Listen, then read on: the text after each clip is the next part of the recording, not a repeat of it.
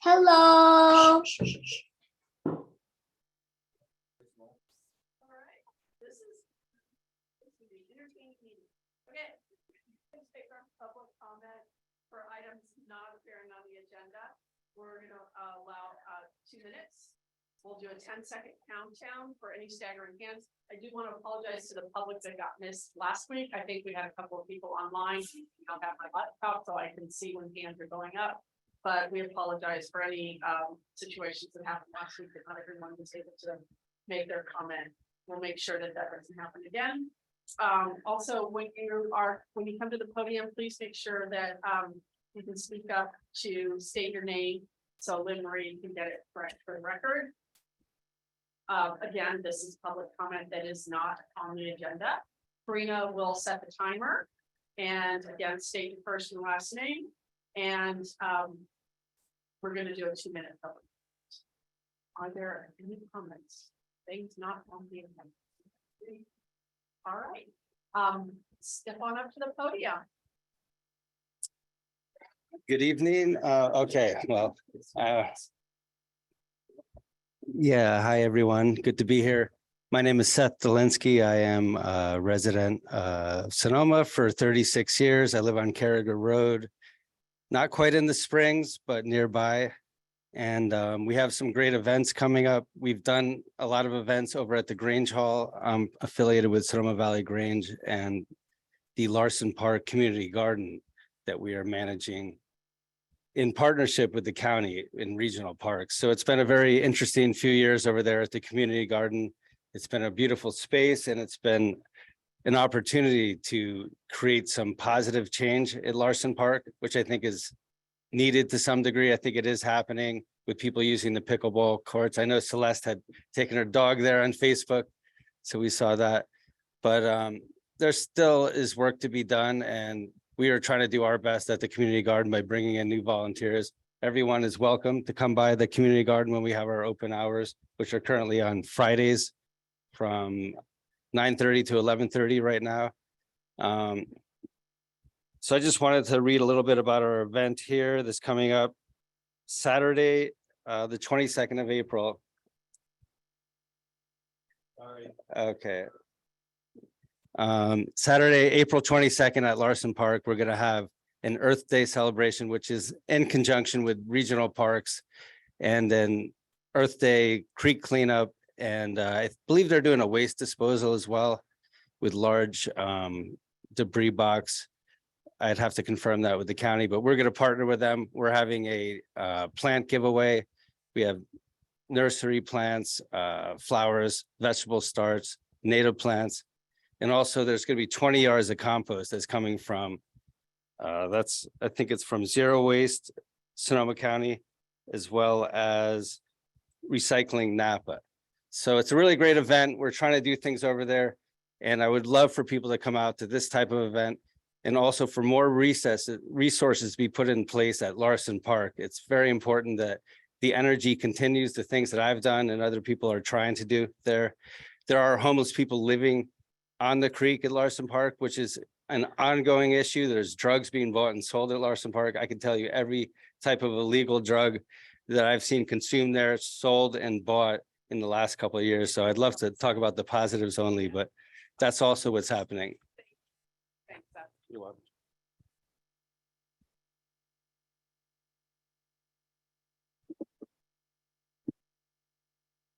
Good evening, Council. Nick Kerner here with the Valley of the Moon Park Riders Union, along with some of our representatives and members.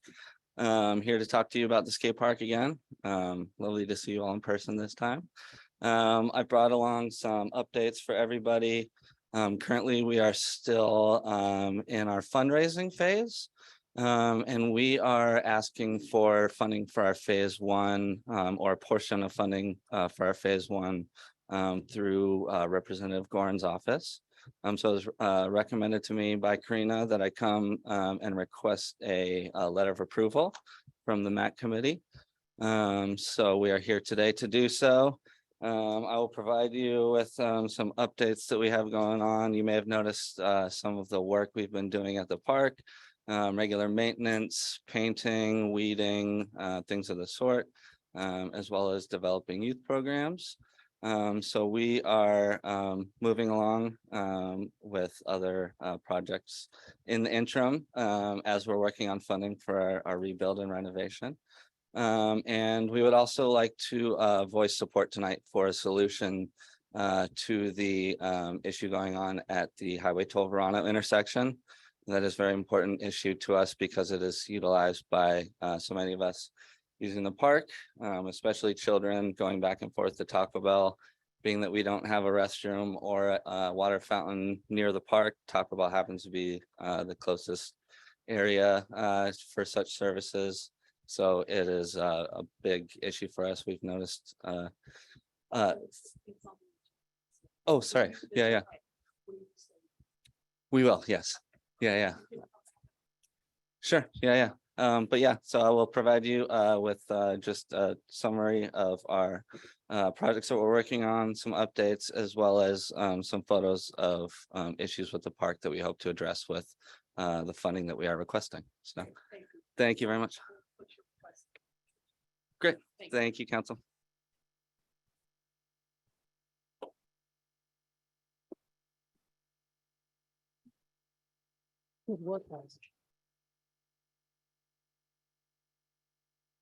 My name is Jim Price. I'm a resident of the Springs, and I'm also on the committee. Y también estoy en el comité. Oops.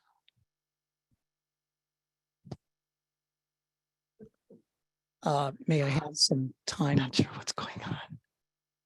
Okay.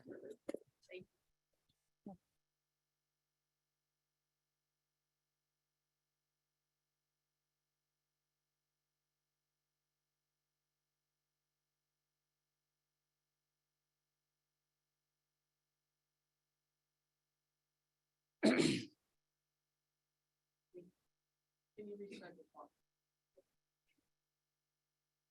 Right, the price. Hopefully you won't be sorry that you did. My name is Jim Price. I'm a resident of the Springs, and I'm also serving on the steering committee for the next 100 years proposal. We learned last week that the state of California, instead of awarding the proposal to our group, which was a truly community centered proposal that would have provided affordable housing to our workforce workers. They instead have decided to award it to Friends of Governor Newsom. And we may be looking forward to another Plum Jack resort there at the SDC. Do not get discouraged, folks. It's easy to get discouraged. I want to thank the MAC for the letter that you sent in support of the North Sonoma MAC letter, which formed the predicate for the next 100 years proposal, which is why so many of you would find all those elements familiar, because it was actually your proposal. So don't give up, even though we are looking down the barrel of a gun, you know, at the powers that be in Sacramento. This is not done, and it will not be done until we decide it's done. So do not give up hope. You've not heard the last of this. Thank you.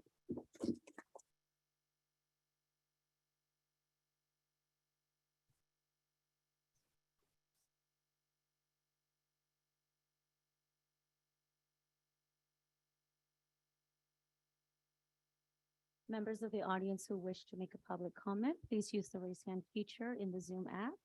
You will be recognized and allowed to make your comment. One raised hand, Territory. Fred, go ahead. If you can hear us, Fred, state your name and begin your comment, please. Hi, I don't have anything special to say other than. Yes, can you hear me? Yes, we can. Go ahead. Oh. Something's wrong here. We can hear you, Fred. Go ahead. There's some sort of delay here. But I just wanted to say hi. I'm gonna have to stop because I'm getting echo and delay. We apologize for the tech issues. Thank you, Fred. Send me an email.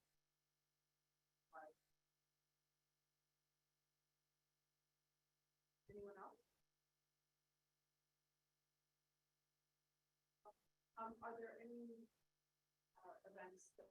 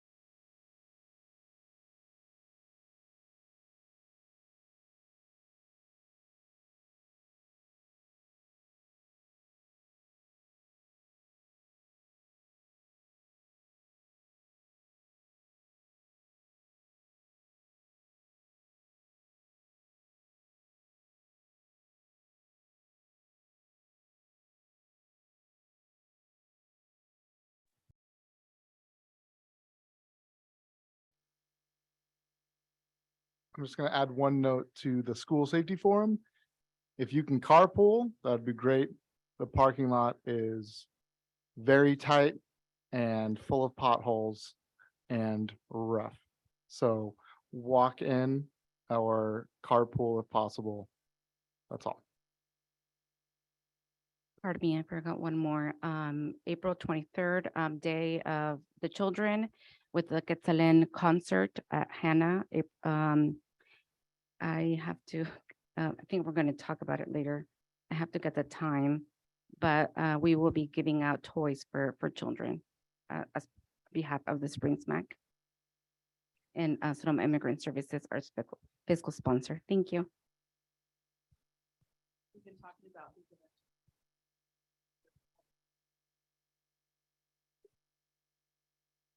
We'll move on to the chair update. Again, we want to welcome Jack to the council. And again, wish Hannah and her family all the best. I think she promised to make an appearance sometime with, for the little ones, so we can also, we wish her all the best. So we have two vacancies. They are alternate seats. And we accept applications through the county. Me? Okay, that's all right. No, thank you for saying something. Okay, is that better? Thank you. Okay, so should I start over? Was it that unaudible? I'm gonna keep going. Okay. I want to provide an update on the SVCAC meeting held on March 22nd. We had a discussion about winery guidelines. There was quite a bit of dialogue between the commission, and it was not a resolution. Hay un diálogo con la comisión. No action taken. We've got some technical difficulties tonight. Our apologies. Also, on April 27th, I'll be presenting at the Springs Rotary a little bit on the MAC.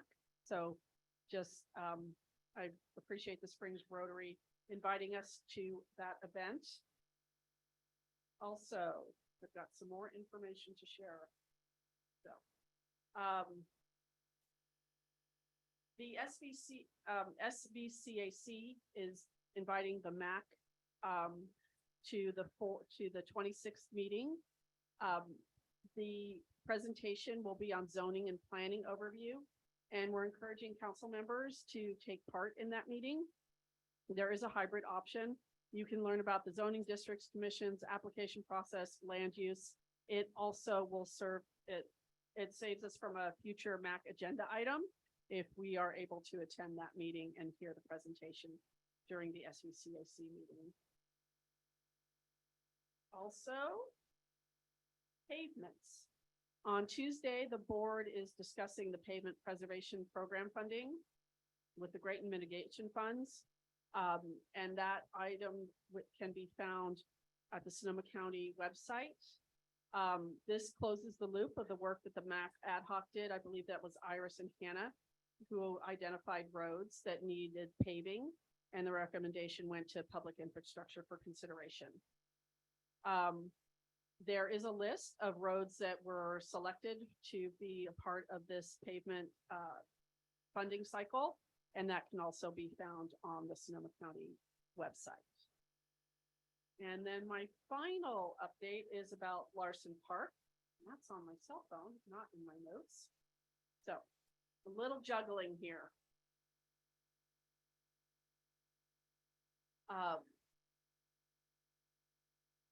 So I think Supervisor Gorn is connecting tonight, but she is working on submitting a budget request to the Board of Supervisors for funding for Larson Park.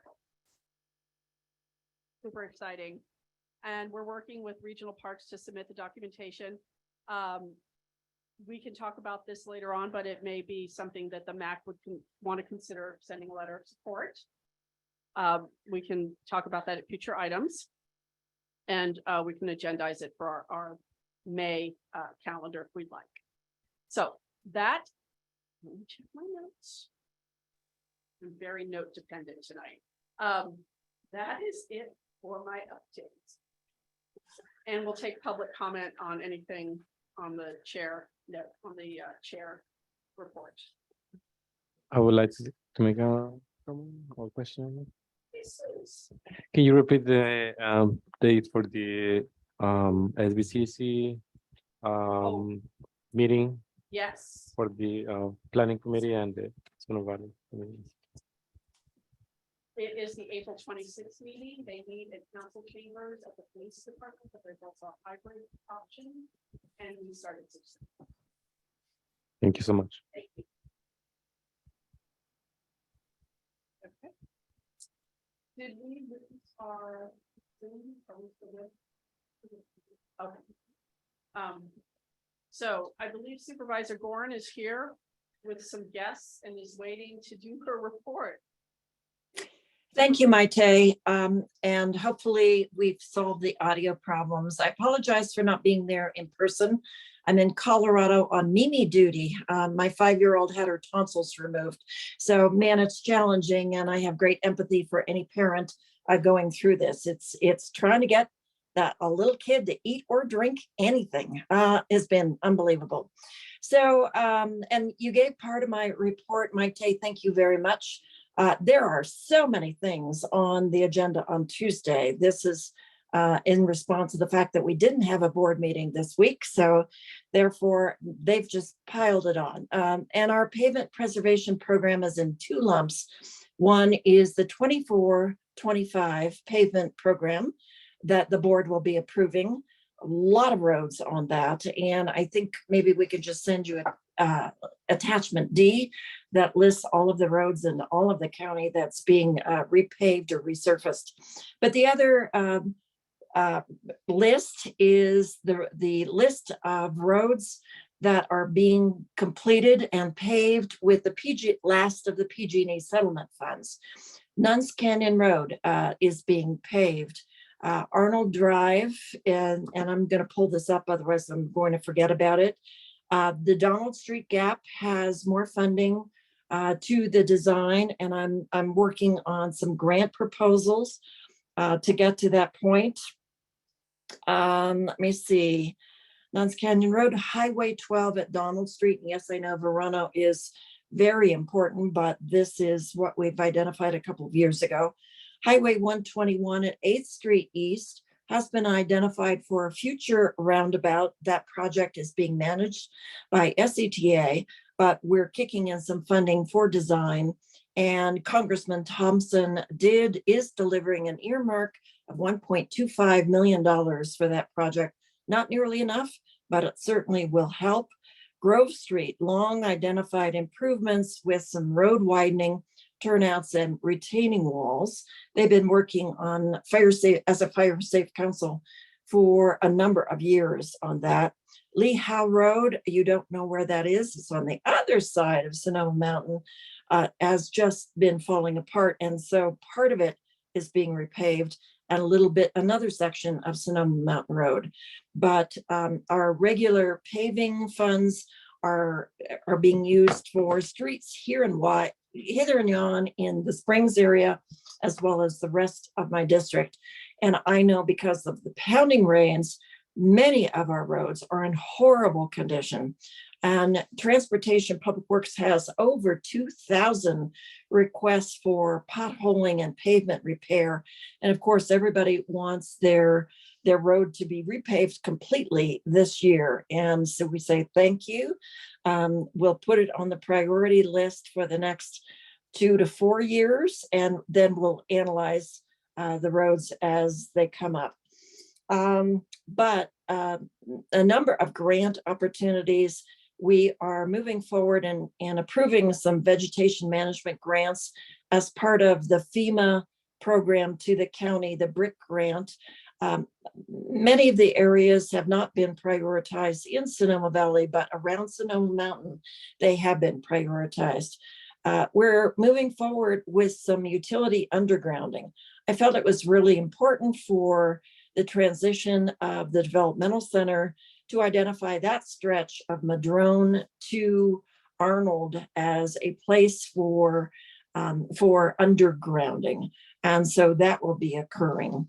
And there are a number of items, and I'm forgetting half of them, but we're going to be busy, and we're going to be there for a long time on Tuesday. So if you have any other questions, let me know. I'll be glad to answer them. Oh, I did want to provide an update on what I call the Sonoma Valley Regional Services Hub. This is a building, no surprise, it's the Nelson Building just south of Verano intersection there. And it's in 2 parts. We're pretty close to confirming a lease agreement with the owner, Gary Nelson, for the larger side plus the joint conference room. And we hope to confirm the deal, ink the deal, and get it on the agenda for council or for the Board of Supervisors in 2 times, and maybe have a move-in date by August 2nd.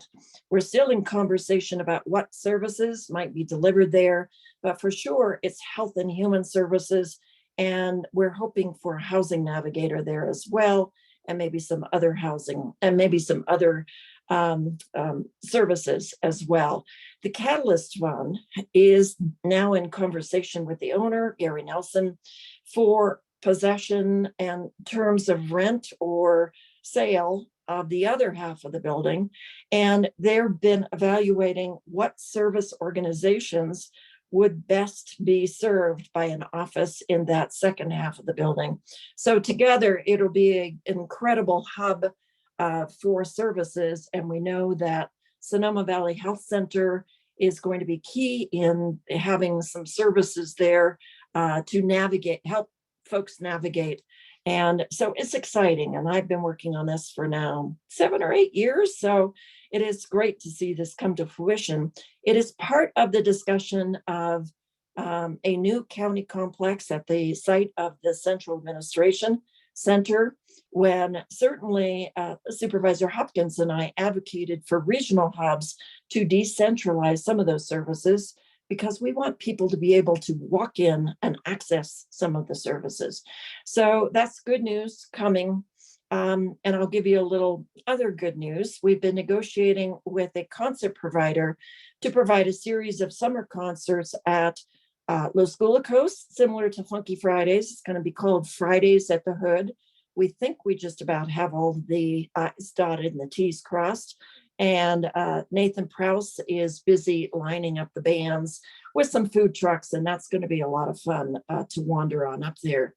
And there's one other thing on our agenda on Tuesday, and it escapes. Oh, I know. Yes, I'm aware that there is a tent on the boys' parking lot next to the Matson Building. And we have, and on Tuesday, there's going to be a second reading of a camping ordinance that specifies where someone or many someones cannot set up tents, and we know that it's really challenging to be a homeless individual, but the ordinance specifies public places, parking lots, county property, regional parks cannot be sites for encampments. And both SOS and HAS has outreach to this individual, and the individual doesn't really want to move. Well, that individual will be required to move once the ordinance is effective. We will offer the individual appropriate shelter accommodations. And if that person does not choose to move into a shelter, he will be required to move his belongings within 1 or 2 days, or else he will be evicted and the belongings confiscated. So this is the tool that we needed to clear Redota Trail and keep it clear, and set up, of course, the managed tent encampment at the county center. So we do have that set up as available accommodations. But we know that there is a tent at this parking lot, and I've heard at the Fiesta parking lot. So it's, so far, we've had a lot of homeless individuals in Sonoma Valley, but they've remained pretty hidden up to this point. And I know that Annie Melendez is trying desperately for a stretch of dry weather so that she can complete the grading and set up the quick haven huts, and then move 20 folks into those small huts and be provided with services. So we are moving into professionalizing our services, but for right now, this is what we're dealing with. So I'm open for questions. Thank you, Supervisor Gorin. Is there public comment on Supervisor Gorin's, well, actually, sorry, comments from the council first, and then we'll move to public comment. Celeste? Yes, thank you.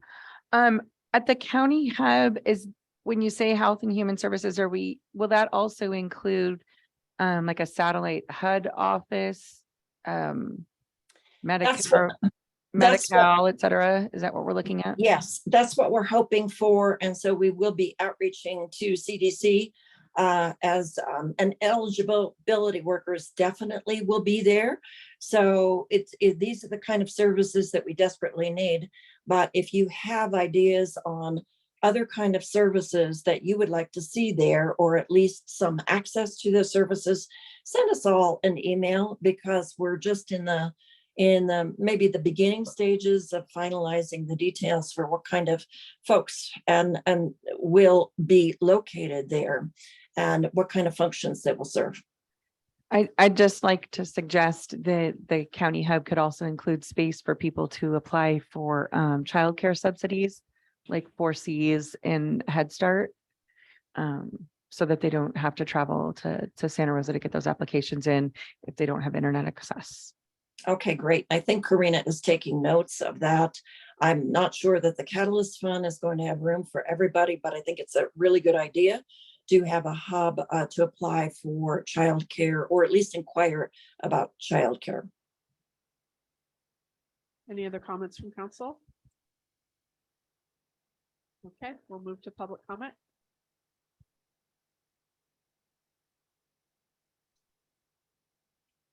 Anyone in the audience?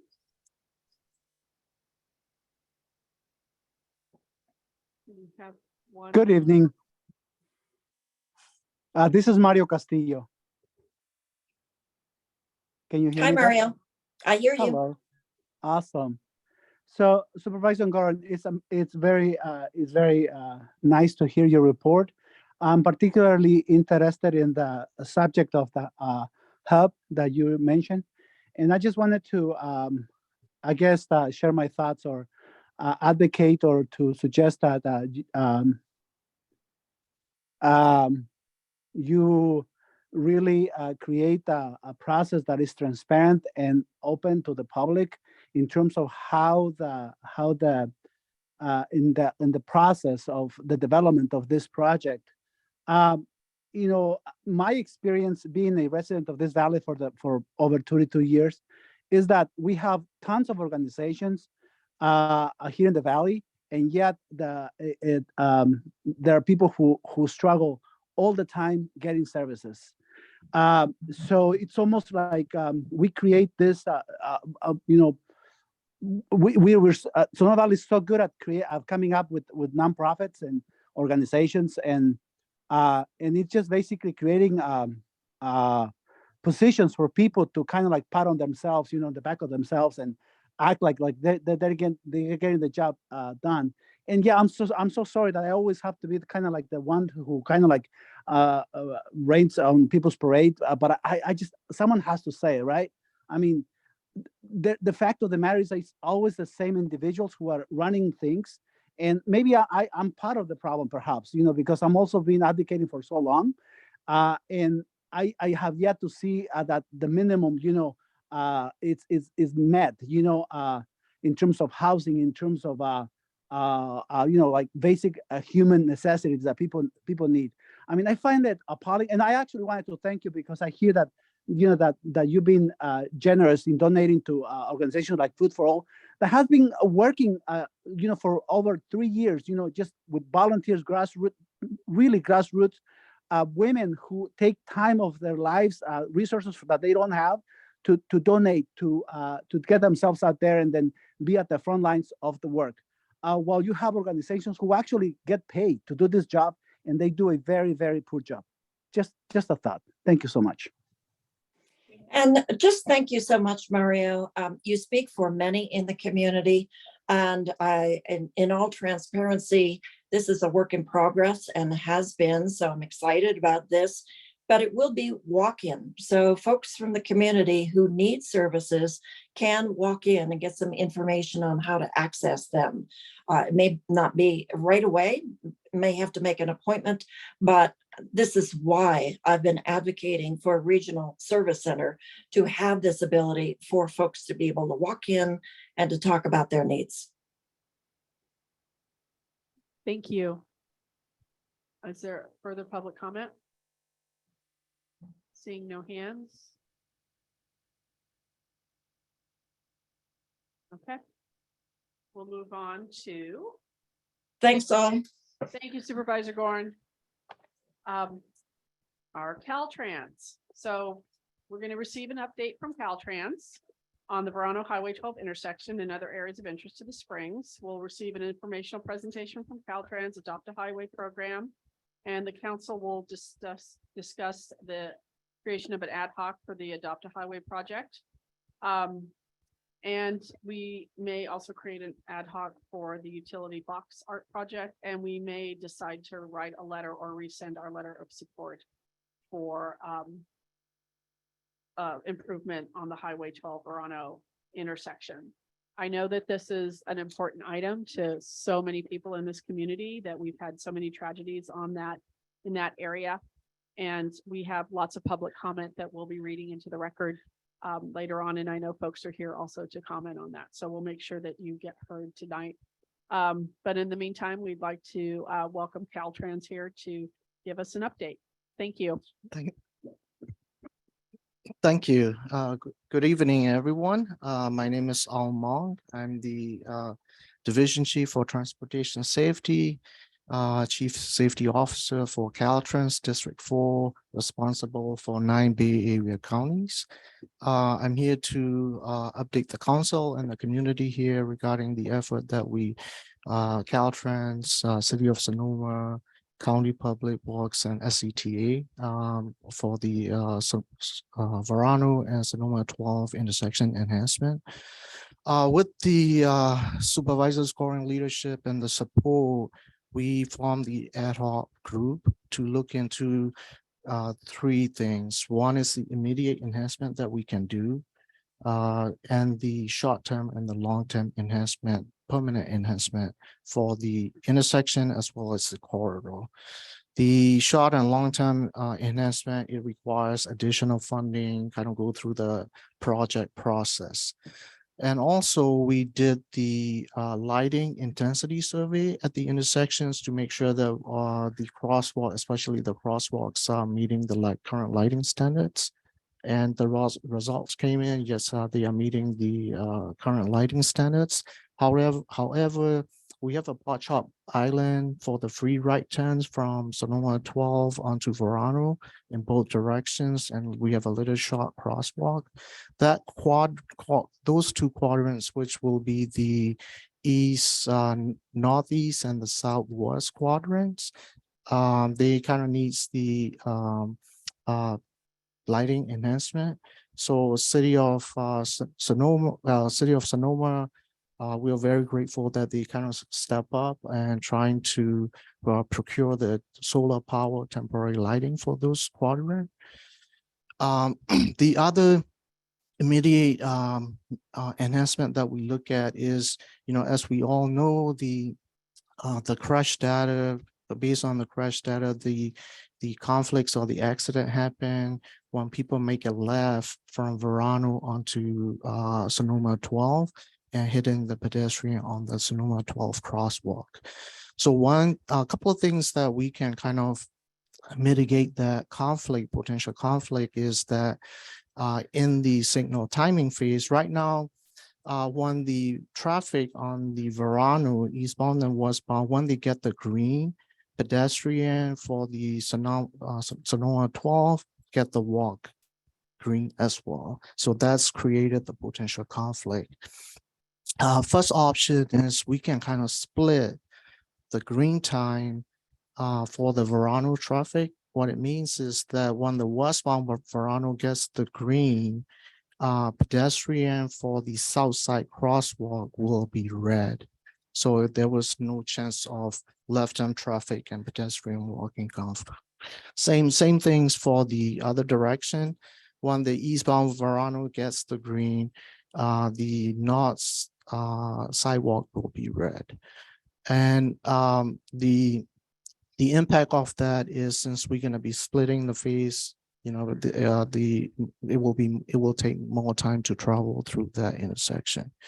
The second option is some of the city do have that implementation, that is the exclusive pedestrian crossing phase. What it means is vehicles on all legs of the intersection will be red when the pedestrian cross either for both Highway 12 and the Verano. So that is the exclusive pedestrian phase. So those two options, our plan is to get feedback from the council and the community. These are the two options that we can implement. As far as I like to add one more thing. The all exclusive pedestrian phase, typically what we like to do is we like to add the blank out sign. So that's a small electronic board signs, which is blank.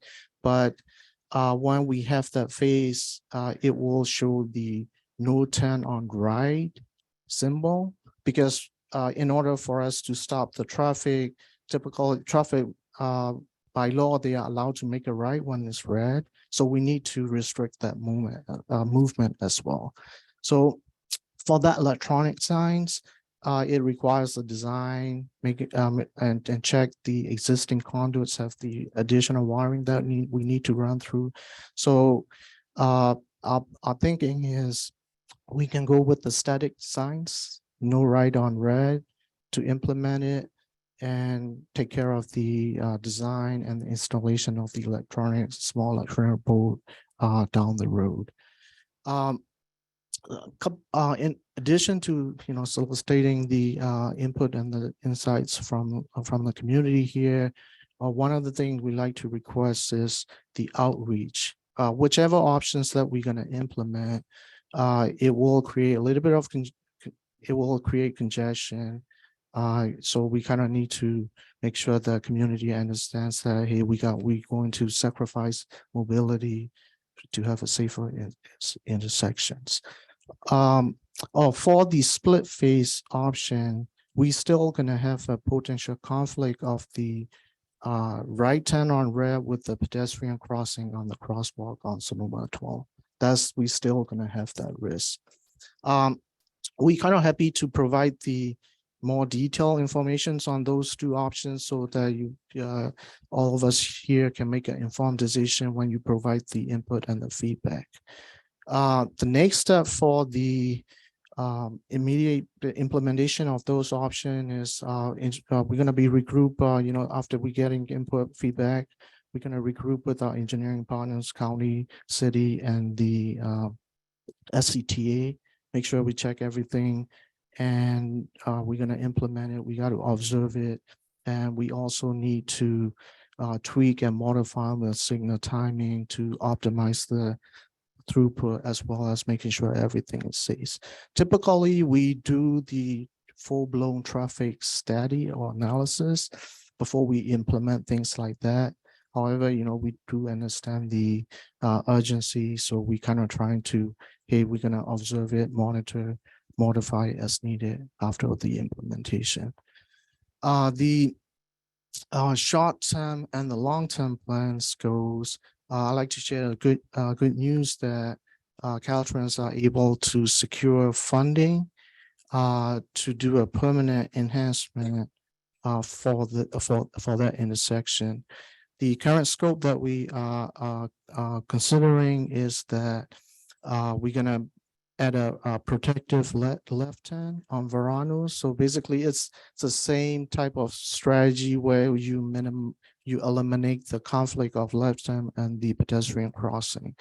But right now, the lane configuration that we have there, as you all familiar, is on the Verano westbound, it is through and the right, through and the left, right? So we, if we are to make the protective left, then we adding a lane. So basically, we got to restripe the whole block to add the lane, potential of taking away the free ride into Taco Bell. So that's one of the mitigation strategies that we consider for that project scope. The others are we're going to be upgrading the signal pole intersection signal pole lighting, adding the left-hand signal head in signal head, speed feedback sign, so that kind of like drivers are aware and have the opportunity to slow down but approaching the intersection. So the short-term project, we got the funding. However, we kind of need to go through the project development phase or stages. So we looking at 2 years out. For the immediate solution, once we kind of get the input feedback on the 2 options, we can kind of implement it before the end of the spring, which requires is for us to making sure checking the hardware is all good, develop the signal timing plan. So immediate enhancement, we're looking at like 2 months, right? By June. For the short term, it's a permanent permanent enhancement. Is a typical project, couple of years out. And also SCTA is looking at funding opportunities to enhance the whole corridor. So that's not going to be just Verano intersection. So let me stop there just to make sure that we don't run out of time. We got more items. I'm more than happy to answer any questions if you guys have later on. Thank you so much for your presentation. I will go to Jeff, were you going to say anything else before? Not on Verano, but I'll cover the utility boxes. Okay, In Okay. Not the highway. okay, so you'll do that next part. Okay.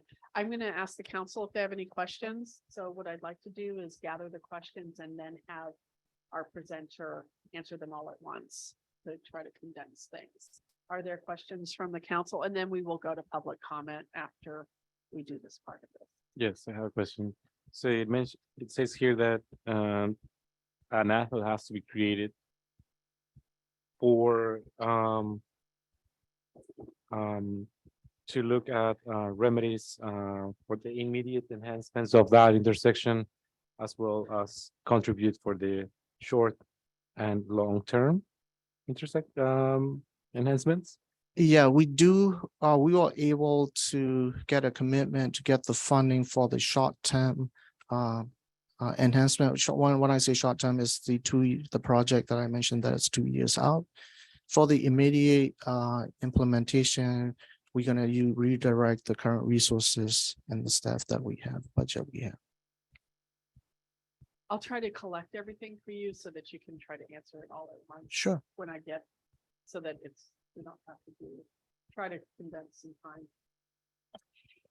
Yeah, so I'm just wondering about the inclusion of the crossing timing, the amount of time allowed to allow those with mobility disabilities to get across. I'm noticing that those who have mobility disabilities are really having to hustle and can't always do so. And I see them panicking about 3/4 of the way across. So increasing that timing, and then also ensuring that there's voice instruction and countdown that is audible enough for those with visual impairments to hear it going from one side to the other. It's a rather wide intersection so that they can hear it even when they're mid-crossing. Thank you. My question would be regarding feedback and outreach. What would be the timeline to get the feedback, and how, what would be the ideal outreach on behalf of Caltrans? Thank you. I have the same question, so thank you. Joe? So I take that left turn going from Verano onto northbound Highway 12 multiple times every day.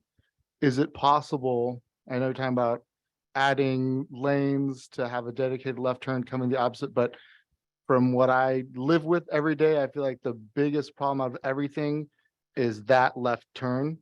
So is it possible, I don't think restriping would be needed, to just put a dedicated left turn going from Verano, running eastbound, turning left, northbound on Highway 12, just like at West Thompson that went in, I don't know, a couple years ago, that dedicated left turn going, in front of the fruit basket. I feel like that would mitigate a lot of the issues that are happening, because you can sit at that light through 4 cycles and maybe move up 1 vehicle.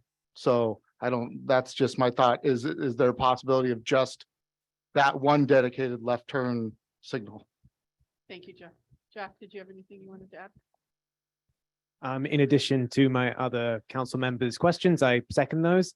But in terms of a long-term solution and something that has been proven to work statistically by Caltrans's reports and other countries, particularly where I'm from, has the consideration for the corridor program included the concept of introducing something like a roundabout, as they are known to help increase overall traffic flow, reduce severe traffic collisions. Like, you're not going to get T-boning in a roundabout.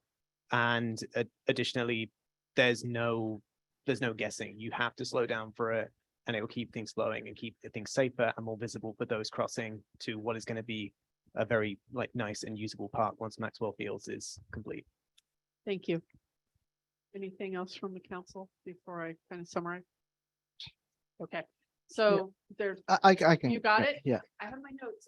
Yeah, Good. if you could help out. So the cross time, the typical the guidelines is the 3.5 feet per second, which account for the wheelchair users as well.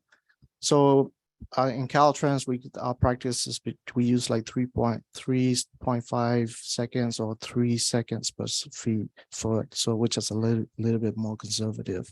Yeah, if we're gonna implement the all exclusive pad, we will make sure that we give enough time for the pedestrians to cross, all pedestrians to cross the Highway 12 as well as the Verano.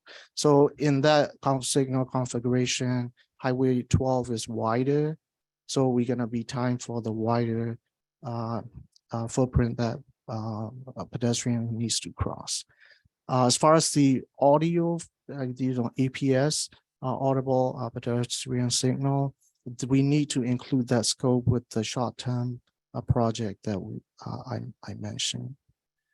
As far as the public timeline to getting the feedback, we will provide you the, since I kind of to save time, I skip some of the scope like APS with the project. So we will lay out the scope for the immediate enhancement that we want to do, provide it to the Karina, and then if you could give your feedback in like 2 weeks, that would be great, so that in the next ad hoc group meeting we can kind of dial into which options that we should make the decision. We will come back to you as well and implement it. 10 dedicated lane, right? The 10 dedicated lane that I mentioned for the short-term project is for the Verano westbound going south on Sonoma 12. So council members mentioned it's the opposite direction. We can look into it with that project. So yeah, we will look into it, that project, but that scope can't be the immediate enhancement implementation we do. The roundabout, yes, we do look at that option. That corridor, our right of way is basically back of the sidewalk. Sometimes it's even at the curb. So we will need to acquire more right of way. So it means the cost, right? So that's something that community wants, everybody is supportive of. We can, explore the opportunities to get the funding, working with SCTA. That type of improvement project is more on, we need to rely more on local partners, because it's more on the improvement.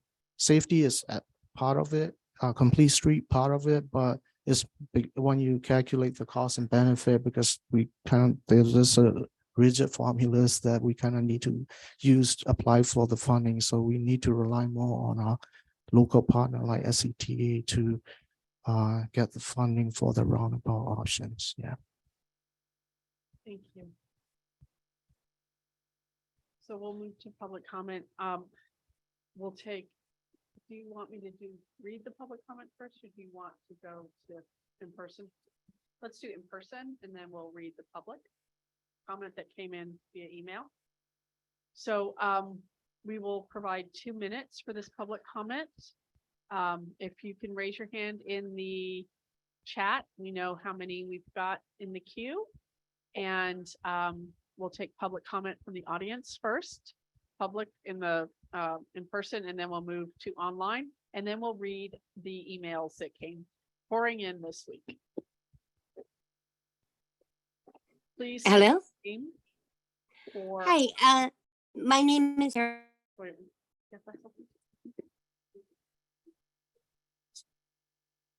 Yes.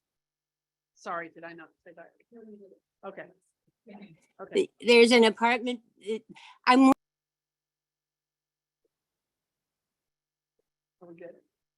For the online participants, if you can please hold off, we will call on you after the in-person comments. Thank you. Mr. Price. Yes, my name is Jim Price. I live in the Springs. So far, I live in the Springs, and this is not a laughing matter. I am fucking outraged. So please, I am using my First Amendment right that was granted to me by the Constitution, and I will express it in the way that I want to express it. I am a US veteran. I fought for that privilege, and I'm going to use that privilege. People are dead because of that intersection. Take that in.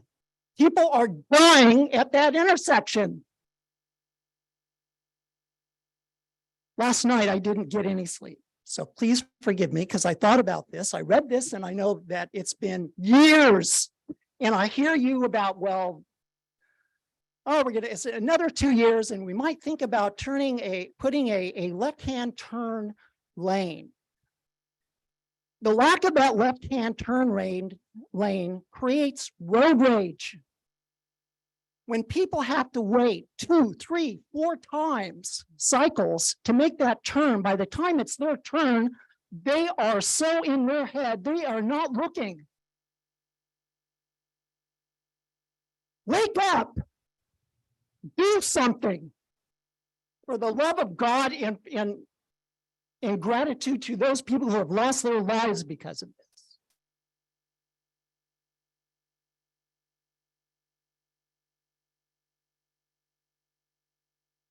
So we do have children in the audience. I just want to remind folks of that.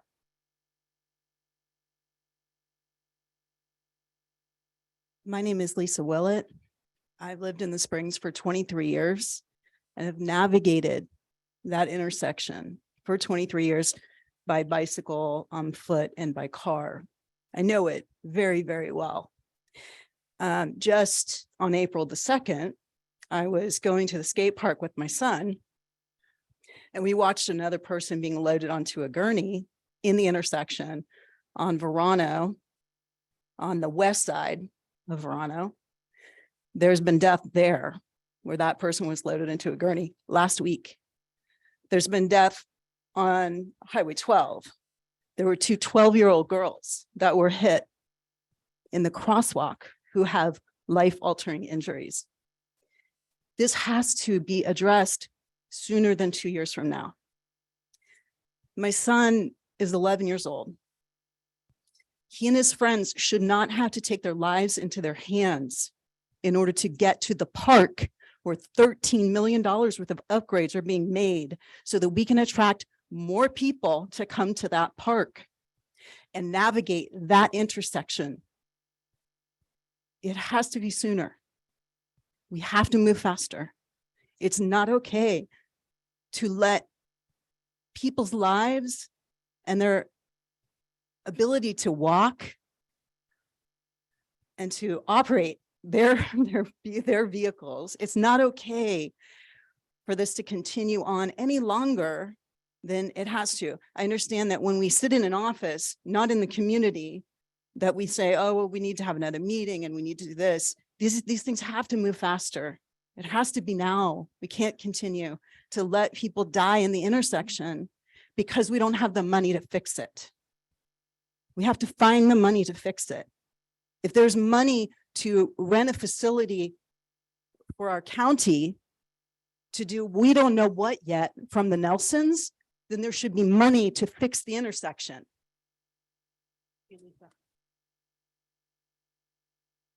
Is there further public comment in the audience? Thank you. My name is Iris Weaver. I'm the executive director of the Sonoma County Bicycle Coalition. And while bicycle is in our name, we care about all vulnerable users and safety on the streets. And so anything that makes it safer for one category of vulnerable users makes it safer, not just for other vulnerable users, but actually for everyone on the road, whether they're on foot, in a bike, in a wheelchair, or in a car. I think the entire state should go no right on red. Those wide right turn slip lanes are designed to allow cars to zoom through without having to stop. And I would love, you could just put some barriers out and block those off, would take care of the right hand issue. That wouldn't cost very much money. The essential challenge is how freaking wide those streets are, how far people have to go, and how many of us are in our car all the time going places, right? People drive because they don't feel safe walking or riding their bike, but then We get in our car because we don't feel safe, but then we make the roads less safe. So there's a back and forth with our own behavior and the infrastructure, but the infrastructure helps drive the behavior. And things need to happen sooner. In another city, after 3 or 4 pedestrians or bicyclists were killed in Santa Rosa on Stony Point in 6 months, I had the same outraged speech in front of Santa Rosa, and still nothing has been done on Stony Point Road. But in that same week, someone was killed in San Francisco, and that city put a protected bike lane on that street within 2 weeks. Now, they're more densely populated. They have more street funding per capita than we do because they have fewer roads. That's true. But I share the outrage that 2 months isn't immediate and 2 years isn't short term. And we all need to look at our behavior. And when a proposed solution is going to slow down traffic, deal with it, because you know what? We're not in traffic. We are traffic. When you're in your car, you're creating traffic. When I'm in my car, I'm creating traffic. So we can't be mad about all the other traffic that's out there unless we get out of the car and get on our bikes or otherwise get around. Thank you. Thank you. Is there further public comment? And can I just remind the public comment that you're making it to the council? So to please address Sure. us. Thank you. My name is Jordy Serafini. I live on Highway 12, and as another immediate solution, I don't know if it's a possibility to employ crossing guards, maybe during high traffic hours, reflective vests and a sign like you would at schools. Because yeah, like it was said, some children, teenagers are being hit there, and a lot of kids go to either the skate park or now the new facility being built. So just a thought that's maybe a more immediate solution. Thanks. Thank you. Is there further public comment in the audience? Okay. We're going to go to our online. Thank you, Karina? Chair Turi. For members of the public who wish to make a public comment, please use the raise hand feature. So far, I see 3 raised hands. When you see the timer on your screen in the audience, and we'll go with David, Carol, followed by Rachel. Thank you. David, go ahead. Oh, I'm sorry, David Eicher. Okay. Yes, I think it's it seems like the major problem is the left turn, not the right turn. And maybe the most immediate thing to solve that is to split traffic east and westbound green so that only, and thus when making a left, as the Caltrans spokesman was saying, they're making the left, there's nobody crossing the street at that time, and you split that. Because one of the things I've seen there is that you get on westbound that on Verano, people making a right onto Highway 12. If that gets backed up, people go to Lomita and Donald. And if you make a no right turn on red there, and that's the short light, you've got a long wait waiting for Highway 12 green to finish up and turn red before the Verano turns green. That people will go up Lomita over to Donald. So you're going to get more traffic in the neighborhood, which is not good. So you really need to think about that no right turn on red there and look at the unintended consequences of that. Now, it may work going in the other direction, but again, is it right turn on red? Is that a problem? I don't know. Let's take a look at the statistics there and see if that's a problem. And if it is or has been a problem, then you may want to look at that. Thank you very much. Thank you, Mr. Eicher.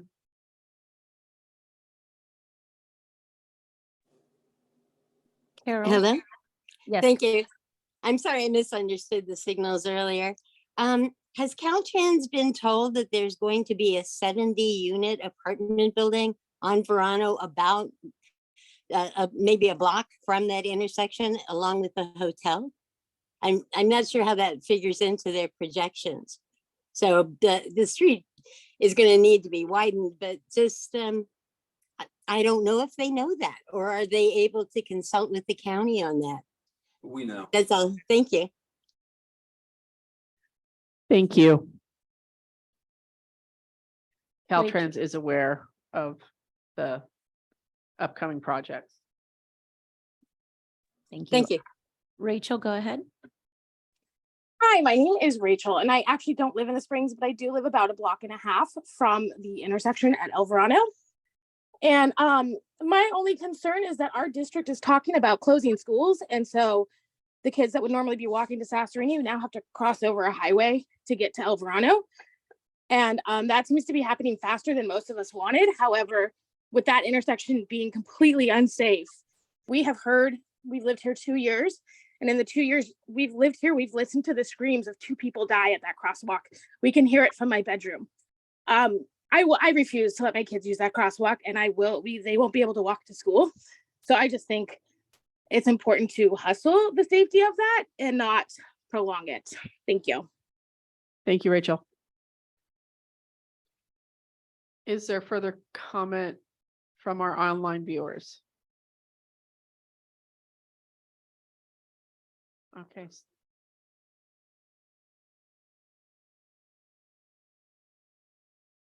10, 9, 8, 7, 6, 5, 4, 3, 2, 1.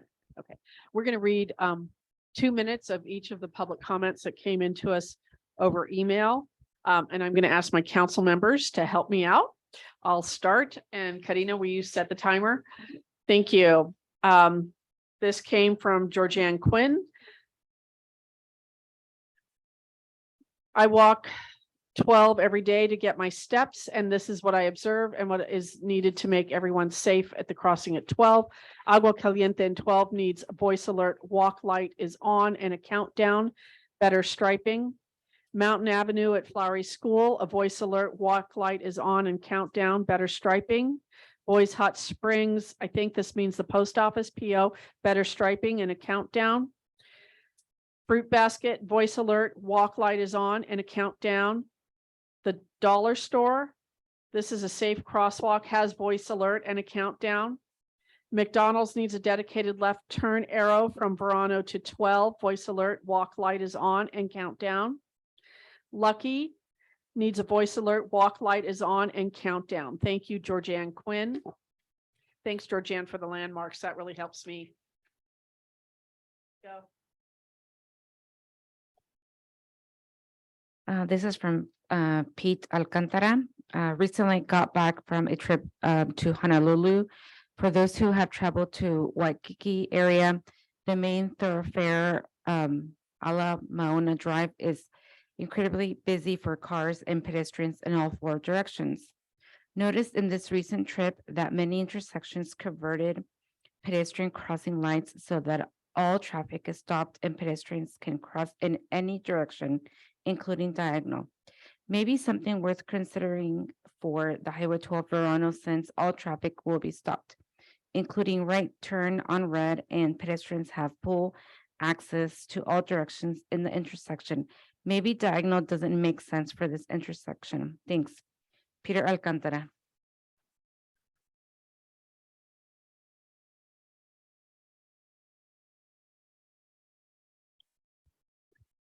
Lisa, this is yours. Do you want me to read it, or do you want to? I want to give you the choice. Would you like me to? Okay, I just wanted to check before I did so because you were sitting here. Didn't want to pretend you weren't in the room. Okay. Okay. All right. On Sunday, April 2nd, 2023, my 11-year-old son and I were in transit to Sonoma Skate Park at Maxwell Farms when we witnessed a person being loaded onto a gurney and into an emergency vehicle from the crosswalk on Verano Avenue and Highway 12. My young son watched in disbelief and said, "Again, Mom, why does this keep happening?" He followed by saying that he will never come through this intersection again without an adult with him. I am appalled that we've had yet another injury accident in what has become the most dangerous intersections in Sonoma County. I'm appalled that we've had multiple fatalities and life-altering injuries at the intersection, and yet no meaningful changes have been made. I'm saddened that my son and all of the children in our community cannot safely navigate their way to Maxwell Farms, where $13 million in upgrades are currently underway. It occurred to me that by upgrading the park, we are enticing more members of our own community, our children and visitors from outside our community to navigate an intersection that we know is deadly. What are we doing? I'm well aware of the intersection overlaps the territory of both State of California Caltrans and Sonoma County. We cannot continue to allow bureaucracy to slow the progress of addressing this killer intersection. Today, I am asking the Springs Municipal Advisory Committee to consider stronger actions and explore legal avenues to hold the municipalities responsible for addressing and resolving the problems contributing to the deaths and injuries to members of our community. Furthermore, it should be noted that it's mainly the residents of the north of the intersection that are not able to access Sonoma County Regional Maxwell Park unless they navigate the killer intersection, which is an equity issue that cannot be overlooked. While the east side Sonoma residents and children can safely make their way west on a dedicated bike path, Springs residents and children must navigate bike lanes along Highway 12, which narrow between the bridge and the intersection, increasing the danger. Enough is enough. We need action. Oh, you got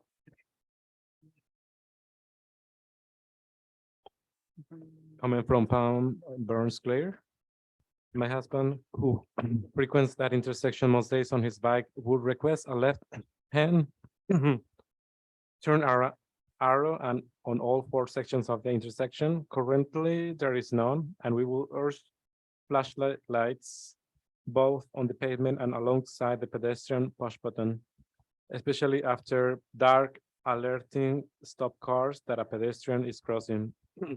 This is familiar at other high-risk intersections, so it's puzzling that it is not already in place and at this intersection, which is clearly high risk, even though Highway 12 is managed by the state, while Verano Avenue is a county road. There needs to be some mutual cooperation on both entities to avoid serious accidents in the future. Pam and Robert Claire. Thank you. All right, this is from William Hinder. I'm writing to you to give you my suggestions for improving the Verano Highway 12 intersection. I bike and drive through it on a regular basis. Put in a roundabout. Here's why. 1, 50% more traffic moves through a roundabout as opposed to a traditional 4-way stop. 2, there are far fewer deaths as the speeds traveled through a roundabout are greatly reduced. 3, it's more cost effective because you don't have to maintain the lights and pedestrian crosswalk signals. 4, we're fortunate to still have enough room on the intersection to put one in. 5, there are fewer emissions from cars and trucks idling while waiting for the light to change. 6, the accidents that do occur are also far less severe due to the reduced speeds at the intersection. And 7, it reduces the noise at the intersection.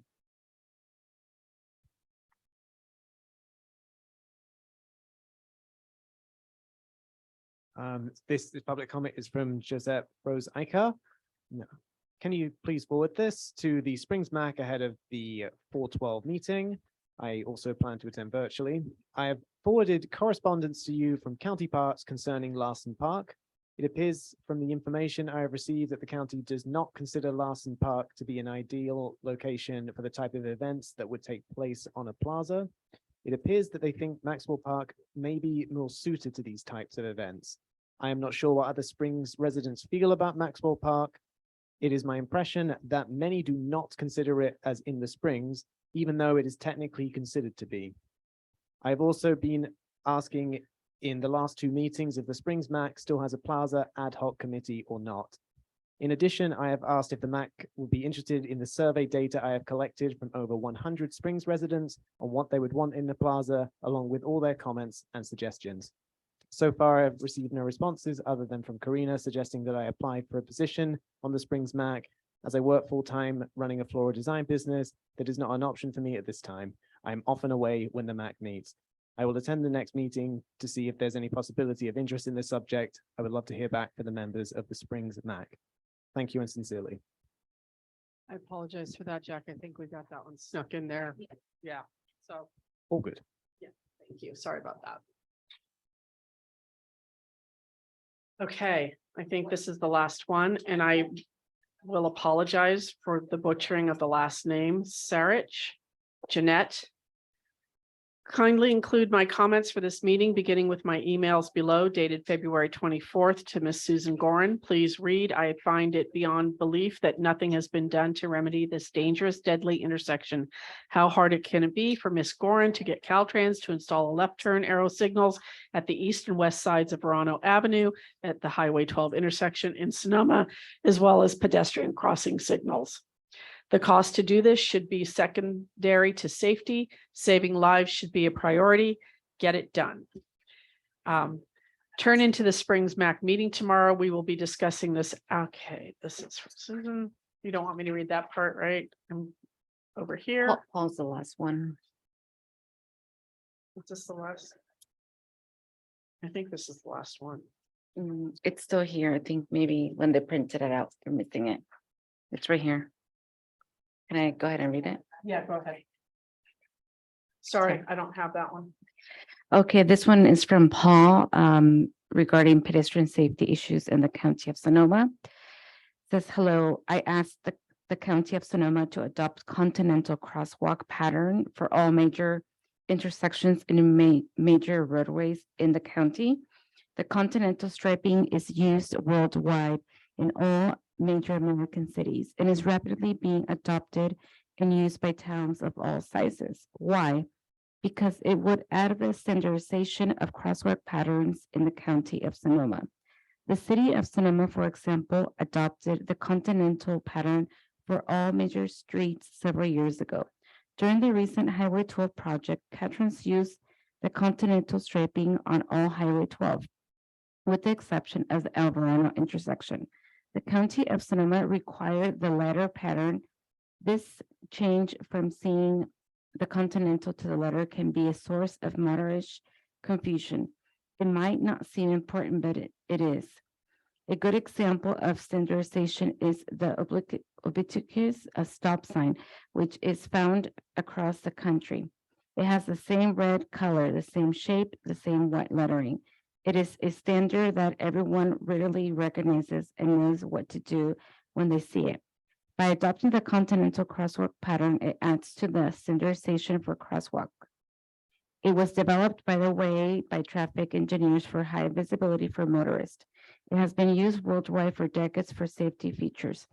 Pedestrian safety deserves many safety methods to help pedestrians and motorists avoid tragic conflicts. One of the most basic examples of pedestrian safety is a lowly crosswalk, the simple crosswalk usually overlooked and taken for granted. It is the very foundation of all pedestrian motorist safety. I urge the county of Sonoma to adopt the continental pattern of the crosswalk. Thank you. Okay. I believe- Chair Tori? No, Yes. there was one more. It came by itself from Colin Toma from System Change Advocate. Okay. I have it on my screen. Do you want me to go ahead? Go ahead, please. Thank you. Okay. I am Colin Tama, the System Change Advocate with Disability Services and Legal Center. My following comments are to address safety and accessibility needs for the people with disabilities on the Highway 12 and Verano Avenue intersection. As evident by the 3 tragic deaths, safety improvements for pedestrians are long overdue. In order to make the intersection safe and accessible for people with disabilities, several things will need to be done. All crosswalks will need to be signalized and adequately timed. The best way to determine the amount of time needed, people with disabilities in average will travel 3.5 per second. This will probably need to be between 20 to 30 seconds to allow for safe crossing. If the time can't be extended to allow for safe crossing, then refugee islands will need to be added and will need to be long enough, being enough to accommodate mobility devices. The signal button for crosswalks will need to be no higher than 48 inches and be activated by pressing it with a hand, fist, or elbow. This will make it easier for those who have a mobility device to activate the button. They will also need to vibrate and provide audio cues when it's safe to cross for those with sensory disabilities.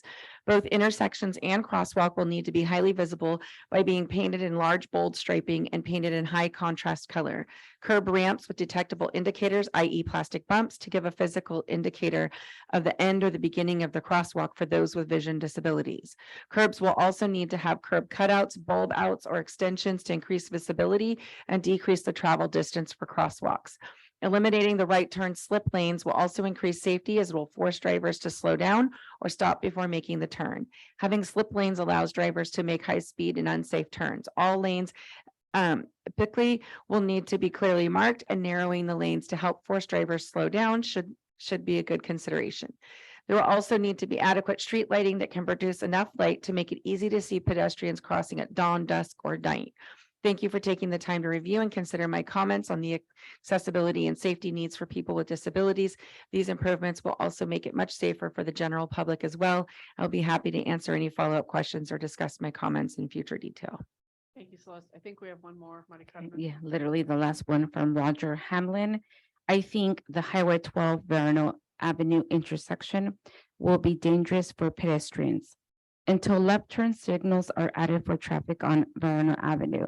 Without left turn lights, drivers turning left from either direction on Verano have to focus on oncoming traffic to know when they can turn safely. Then they often have to hurry before more traffic comes at them. Their attention is not on the crosswalks. This problem is made worse because it's a sharper left than usual, so they have to look a little behind them for pedestrians. That's not possible when they're looking ahead for oncoming cars. Please make it a priority to add left turn signals before someone else is killed. Roger Hamlin. Thank you, Maria Carmen.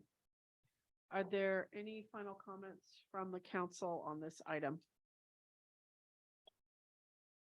Celeste. Yeah, so I just want to expand on something that a public comment regarding the equity issue. This has been a long time, decades long equity issue for our community. I know that our Caltrans representatives aren't from the Valley, and so you wouldn't know this, but Highway 12 in Verano is basically the unofficial official divide between the east and the west side of our valley. And there's great economic disparity between those two ends of our valley. The east side having more financial resources than the west side. The west side of the valley is predominantly more of our workforce. It is where most of our low income residents live, who live in multi-unit housing that often doesn't have a yard. And so their only access to play areas is the park. So I bring this up because crosswalks and intersections within the city limits with frequent foot traffic, almost all of them light up, and almost none of them in our end on the west end of the valley light up. Almost none. I'm struggling to think of one. Maxwell Park received the improvements to upgrade their facilities before Larson did. Larson is actually our neighborhood park, but doesn't have the facilities that Maxwell will have. And we've been told that the Maxwell Park is a park that belongs to the Springs too, yet most of our residents in the Springs can't really safely access it. Historically, you know, what this really leads to is that the lives of the Springs residents are being held in less value. And I'm not saying this as my opinion, but as a monetary fact, as the dollars are simply not being invested in the safety of Springs residents in the same manner that they have been invested in the city limits. And I understand that the city is different than the county and that they have a different funding revenue base. But the fact of the matter is it sends a really disturbing message to our low income workforce community here in the Springs that serve and service the city of Sonoma, but whose lives aren't held in the same value. When we got the sidewalks here in the Springs, I sat on that committee for many years. It took us over 20 years to get the sidewalks put in. And when the sidewalks went in and that project was complete, I asked some of our county representatives why the sidewalks weren't lighting up, why they were just restriped the same way that they were prior to the entire highway being repaved and our sidewalks going in.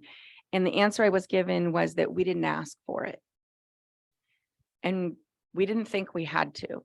We thought that in putting in sidewalks because we were having a safety issue, that it would be understood that safety was the reason for the sidewalks and that our sidewalks would, our crosswalks would be lit up.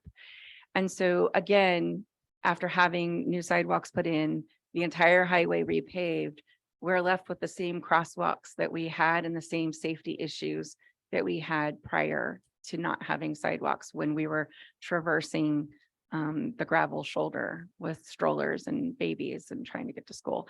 So I say all of this while I know we're talking about Verano, I want to give a greater context to our community and the needs of our community and the lack of value that has been placed on the lives of those who exist in our community compared to the lives of those who exist on the other side of Verano and Highway 12.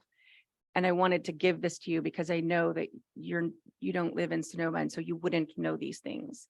And I want to ensure that when you leave today, that you do know these things so that moving forward, we can get things moving faster than 2 years because we have lost a lot of our community members in that intersection and in some other intersections and crosswalks on Highway 12 in the Springs. While we've lost several in that intersection, we've also lost some in some others. And so I know we're looking at 2 years out on this intersection, but I'd also like you, when you leave today, to consider the other crosswalks and along Highway 12 in that corridor of the Springs. We are a walking community, sometimes because we enjoy it, but sometimes because we're a community that lacks transportation. So I leave you with that. And I hope you can take that back to your meetings with your colleagues. Thank you. Thank you, Celeste. Mari Carmen. Yes, I just, based up on what I have heard, I just want to make a consideration for the senior community. We are a senior community as well, especially on Verano. There are, there's Faja, there's Beatrice, there's Burbank Housing, and then the new Siesta apartments that are building over Siesta on Highway 12. Plus the new Mid-Penn that I'm sure eventually will have seniors as well. So I do want to make a high consideration, especially because 2 out of the 3 of the deaths were seniors. And so that's a big concern just as children, they're a very vulnerable population. So I do want to just put the senior voice here because I haven't heard anyone speak about it. Thank you so much. Jesus, and then we're going to go back to public comment for a second after we finish with council. Jesus.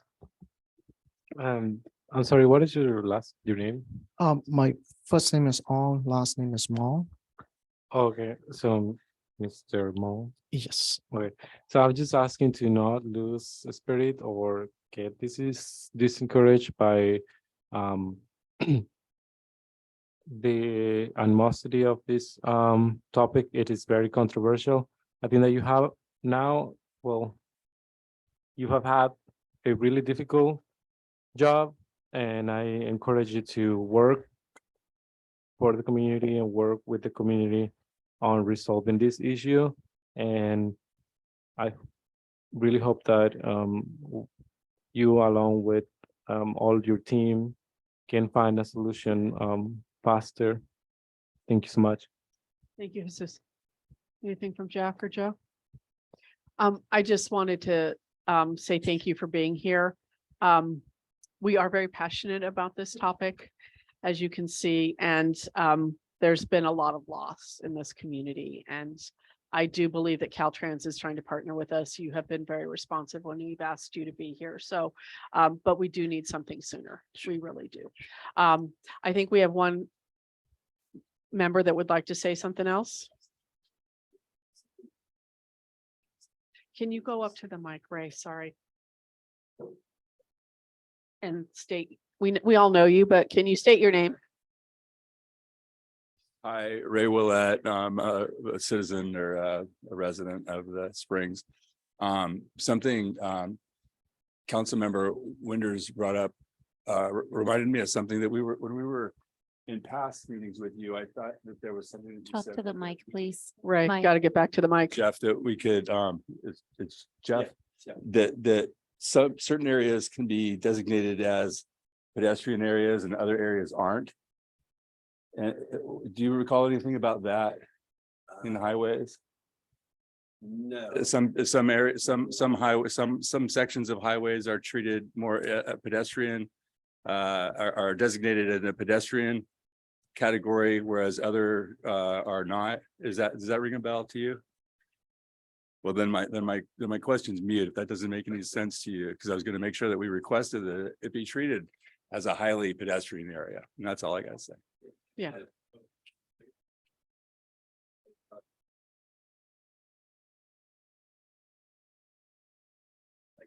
Highways, or to be compared to freeways, like people don't walk on the freeways. Right, so there's pedestrian means foot that they're walking, so. I'm sorry, where sir, can you people are- please, can you Oh. Can you please state your introduce? name? Wayne Ritchie. Okay, So I think that's what, there's different rules for different roads is what Ray's talking about. Like, there's no walking on the freeway, but where people do walk, there's safety measures. thank you. I think what you're getting at, I'm Jeff Weiss from Hi, Jeff. Caltrans. Thank you. I think what you're getting at is Caltrans has adopted this program called Complete Streets.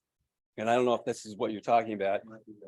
But and then the idea is that we take all modes of transportation into account, bicyclists, right? Bicyclists, walking, and what for each community, and the needs vary. And we meet with the communities to talk about this beforehand, whenever we're doing a project. So that might be.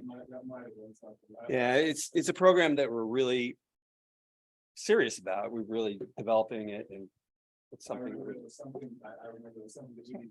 I got it. Yeah, okay. I've got to stop the back and forth now. I know we're all very concerned about this topic.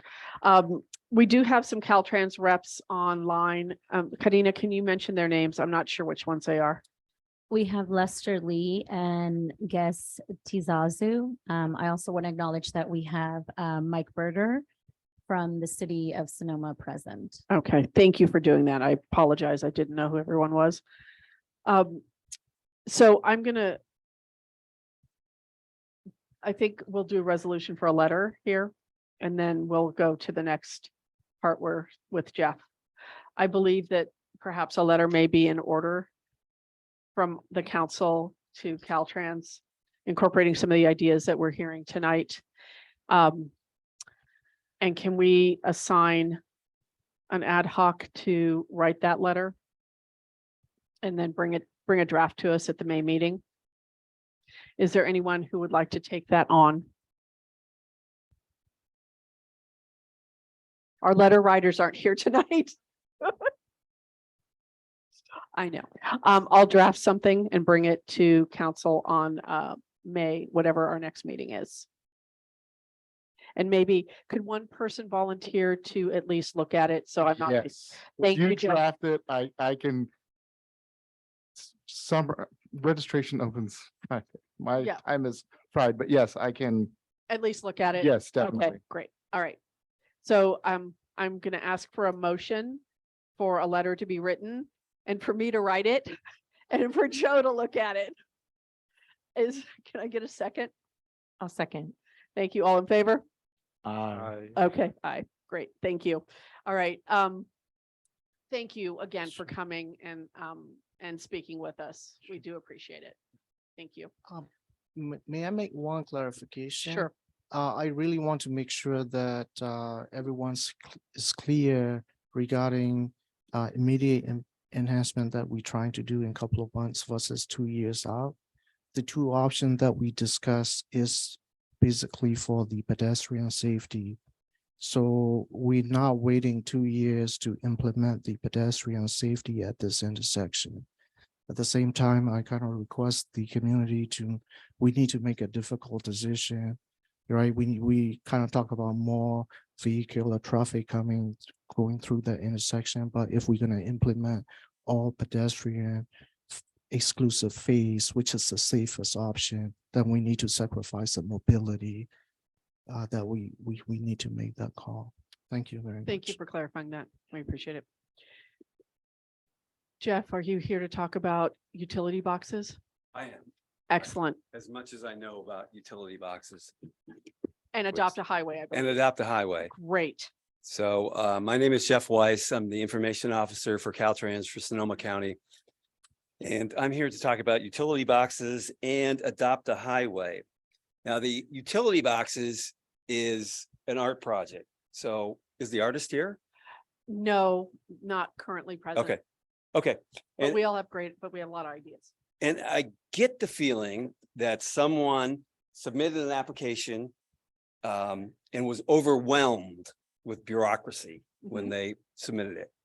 And that's on purpose. I mean, to some degree, I read through it and there's a lot to contend with. But having said that, the idea is that we can help and the county can help, right? Because the idea of like public art is a little, there's a bit, some sort of, it's complicated in a way because not everyone's idea of art is the same. And so, yeah, like, for example, I saw this like bunny rabbit with a skull coming out of the top of it. And I was like, well, you know, that's fine with me, but I don't know if it'd be fine with everyone. So we want to make sure, and this may sound ridiculous, but this has happened time and time again. They want to make sure that the art that goes up there is community oriented. It talks about the community. So what is necessary is the artist, and not all artists like this, but they have to sign over a copyright agreement with Caltrans. So in other words, we have the copyright for their art.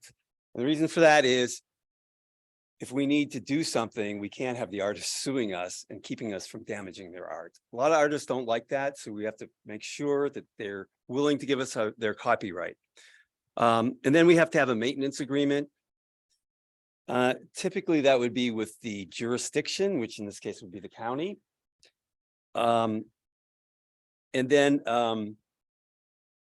there's other things that go into it. You can't distract traffic. It can't impair the structure it's on. So blinking lights might not be something you could do. But I mean, I get the feeling this is pretty normal stuff, right? Maybe. So what would happen would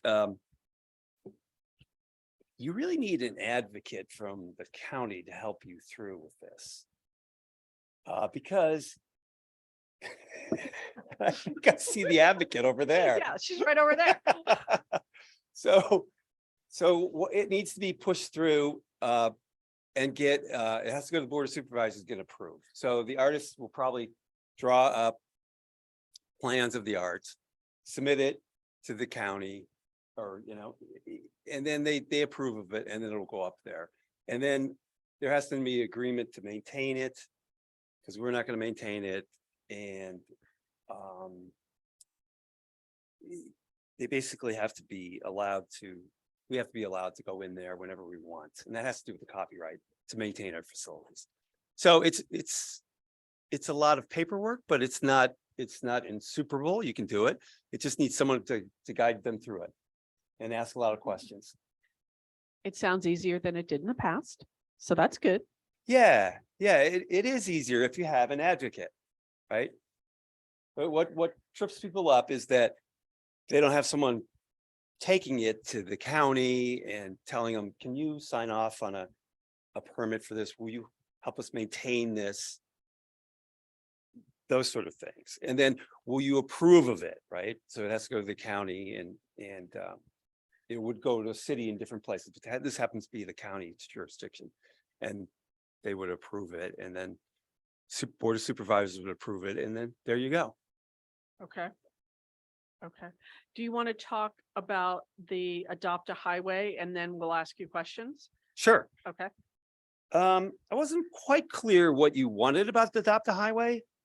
It just seems like the community wants to adopt a project. We're looking at the MAC potentially. Okay. adopting So the what I've highway. done is I put some, It's what our understanding is that we adopt the highway and we put together a couple of days throughout the year to clean the highway with our community.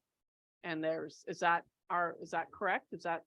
That's why you're here. It's to help us understand it. yeah, that's tough. I mean, you actually, well, I would steer you this way. All right, you would talk to Michael Gervecki at Caltrans, and I put some scan codes over there, QR codes, that's the name. For you just to, get the information about the Adopt a Highway program in District 4, which is the Bay Area. Also, there's a list of areas that aren't adopted.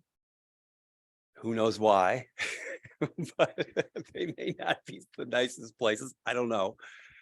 And then there might be a waiting list, but the best thing to do would be talk to Michael Gervecki, and we can even have him come up and speak here. He wasn't available this week, but he could come to another meeting and talk about it. He does it all the time. Okay. So we Through the need more chair. information. Sorry. The purpose of that section was for you to explain what Adopt a Highway is for those community members or council members who are unfamiliar with the program. So I don't know if you're able to discuss that or if that needs to be agendized at a future. Oh, I thought we were No, well beyond that. No. Okay, No. all right. No, Thank we're you. just, Okay. we're in the infant stages. of Okay, this. well, Adopt a Highway is a program that was originally developed that citizens would help clean up trash along the highways. And Caltrans would facilitate that by putting trucks nearby to pick up the trash, making it safe, putting up cones, and people will go out there on a certain day and pick up trash. And you're not allowed to say as payment, but as recognition, you get a sign next to your adopted piece of highway. And it's expanded into, places where you might want to do a planting and some other things that you might want to do for your community. Concurrent with that, right now, the state of California has a program called Clean California. And if you go to that website, which I didn't put a QR code, but you can find it simply enough, there's other things you can do, other places you can adopt and have cleanup days that you don't have to adopt the highway. You could just go out for one day or something like that and do that. And call me if you need more information on Clean California. I can put you in touch with the person who's in charge of that. Okay. And so that might be more what you're looking at, or you might be looking at Adopt the Highway as well. I think we might be looking at the highway. Okay. Yeah. Are there questions from council members about the utility boxes or the highway or adopting the highway? We may be asking to put an ad hoc together on the utility boxes. Okay. Are there, is there public comment from the audience? Oh. Having to do with the utility boxes or adopt a highway? And then we'll Yes. go back to online comments. My name is Jim Price. I'm a member of the Springs. I feel like I'm somehow, I don't know when I feel like I'm waiting for Godot. We're talking about an art project when we're also talking about life and death issues of the killer intersection. I'm really trying to get my brain around this. If you adopt any highway, I would like to suggest that maybe you adopt the killer intersection. Maybe if you adopted the killer intersection, then maybe you may hold yourselves accountable for what happens there. Because I have no faith in this council. I have no faith in any municipal council. I've seen fine work that you guys have done, writing letters, appealing to the powers that be to do something, and those powers that be doing nothing. We cannot wait 2 years. We cannot wait 2 months. Something needs to be done. Are there any other comments from the audience? Yes, thank you. Nicholas Kerner. I just wanted to provide some encouragement as far as the murals go. We recently installed some murals at the skate park And it's a slightly different jurisdiction, obviously. However, we were able to expedite the process and get those murals accomplished without too much trouble at all. There was some pushback at first, and none of those concerns actually came to fruition about there being any more graffiti or vandalism or anything like that. So we'd love to see more of it. Thank you. Thank you. Is there any online comment? I'll count down 10, 9, 8, 7, 6, 5, 4, 3. Oop. Ms. Harrison. Hi, it's Rachel. I realize once again, I don't live in the Springs. And while I do think the crosswalk is killer, I also think one of my favorite parts about driving through the Springs is the artwork. So I would definitely love to see more. I just want to put that out there. Thank you, Rachel. Okay. I will see if there are any final comments from the council. I have a question. Jesus. Yes, so there is a utility box that was it has some art on Highway 12 and West Thompson. Is that right? Or am I mistaken? That is correct. Yeah, so I'm guessing there is steps for local artists to be able to get their art out there. So how do you do that? How do you recruit artists, or how do you, if that will ever happen? Because I know the story behind that, but how would that be envisioned or can be seen? You talk to Karina. No, Yeah, that's yeah, where we would have to find the artists who are willing to do the copyright Right. and to be willing to work with us in the Caltrans. So yeah, I that's- didn't mean Yeah, that. it's more on us than Yeah. it is. Yeah. If you're Caltrans. just talking about anyone, you would approach Caltrans and or call me or some and I'll put you in touch with our landscape department, and they have a program, or you can go to their webpage for putting art in the Caltrans right away. But it's best, like I said, to have someone who's going to be working with you, because there's a lot of paperwork involved. That's all I can tell you. It's nice to have your artwork in the right of way, but there's a lot of paperwork involved. So if you can get someone to help you get that, then you'll be much better off. Okay, thank you so much. Thank you. You could make a public comment. Yes.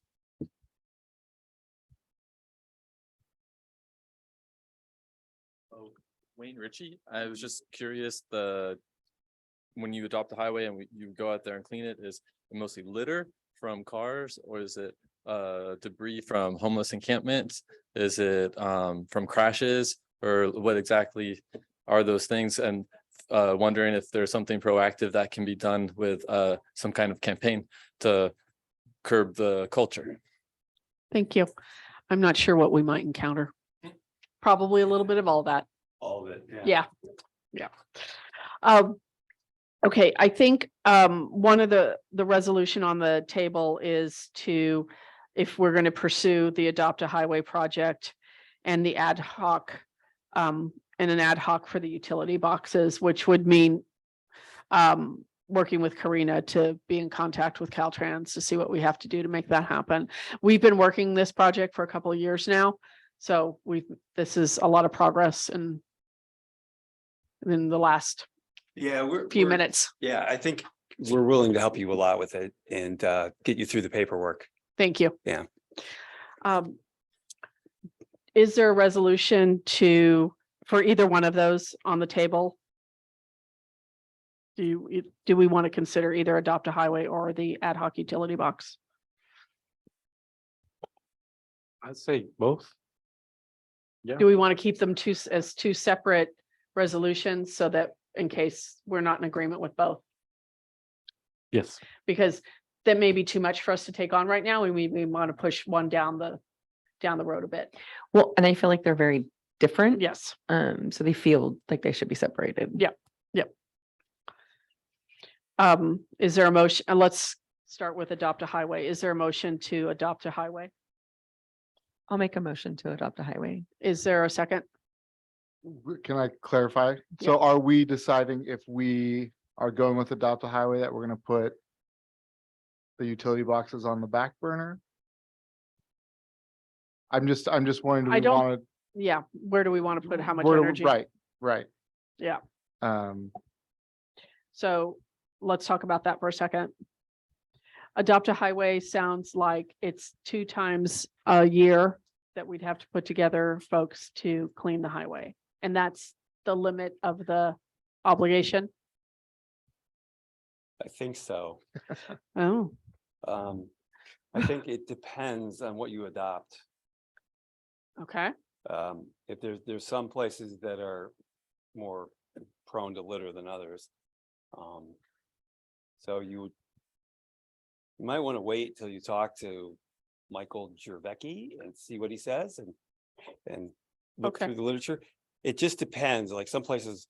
And then, of course, you don't want your area to be littered anyways, because that doesn't reflect well on you with your sign right there too. So Yeah, that's true. there's things to think through. I mean, it's a good thing, but it's not, yeah. So maybe we start with a conversation with Michael.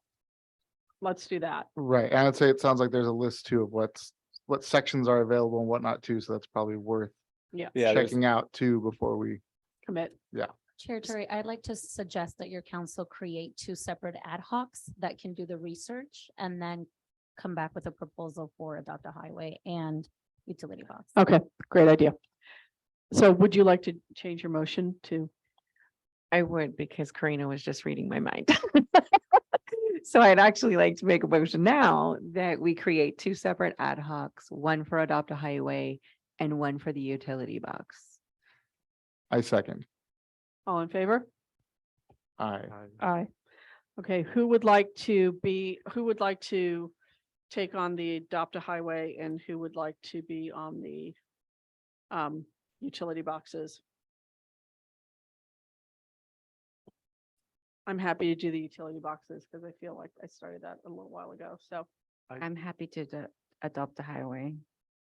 And Jesus, there's 2 more spaces. I So want to help Maite on the utility boxes and get more knowledge about it. Okay, Thank you. thank you. Anyone want to help Marty Cudman? Jack? I see a nod over there. I'm taking it. Yes. Yes, Okay. you All may right. take it. Thank Okay. you. Yeah. All right. Thank Okay, you. we have 2 ad hocs created. Thank you. All right. Thank you. Thank you. Thanks for having me. Yeah, thank you for being here. Okay, we have Sonoma County, thank you for waiting. Sonoma Public Infrastructure. We're going to receive an update on the Sonoma County Public Infrastructure, which used to be, your title used to be TPW, right? Yes, that's right. Right. And on the Verano and Highway 12 intersection and other areas of interest in the Springs, we're going to receive a presentation from the county from Janice Thompson. Thank you, Janice, for being here. We appreciate it. Sure. Good evening, everybody. All of you people, think we've driven them all away. So Janice Thompson, I'm the Deputy Director at Sonoma Public Infrastructure. We were formerly called Sonoma County Transportation and Public Works. So it's a pleasure to be here tonight. Verano at Main, or Highway 12 at Verano, sorry, has been covered. The county's portion was we did respond with enhanced crosswalk striping about 18 months ago in cooperation with Caltrans. And I am a member with Ong on the ad hoc committee further studying this intersection and also coordinating with the generosity of the city of Sonoma. So we play a role and we are active and it is a priority for us. So if there's nothing else on that, I was going to move on. No, I think you can go on to. What's my next topic?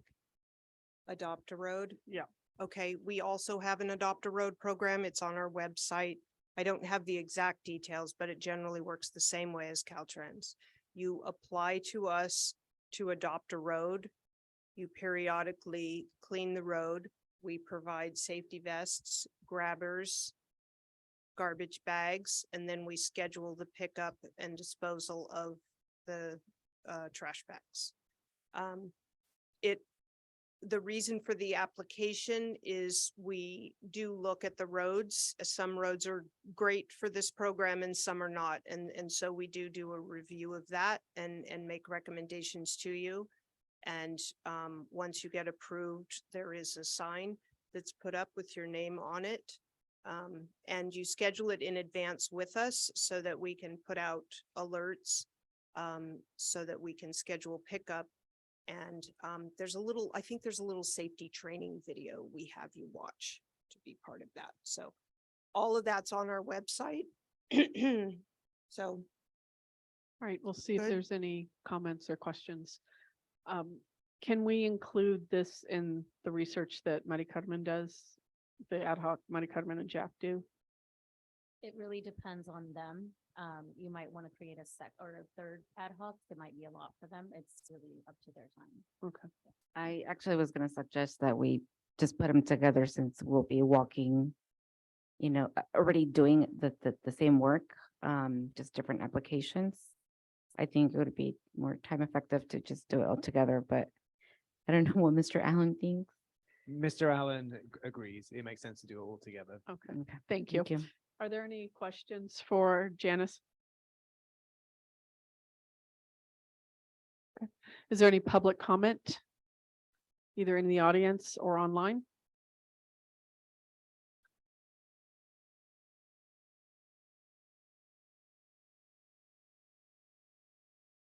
Me and Richie, I happen to have a spiritual practice of sweeping, and at my church, there was like rocks on the road and on West Main Street there, and dust and dirt, because there's only one storm drain there for like that stretch from the plaza to all the way there, and until really far there's another second one. But yeah, so I just sort of just adopted that on my own, and I just am sweeping it up, and it's not just litter though, garbage, that's like dirt.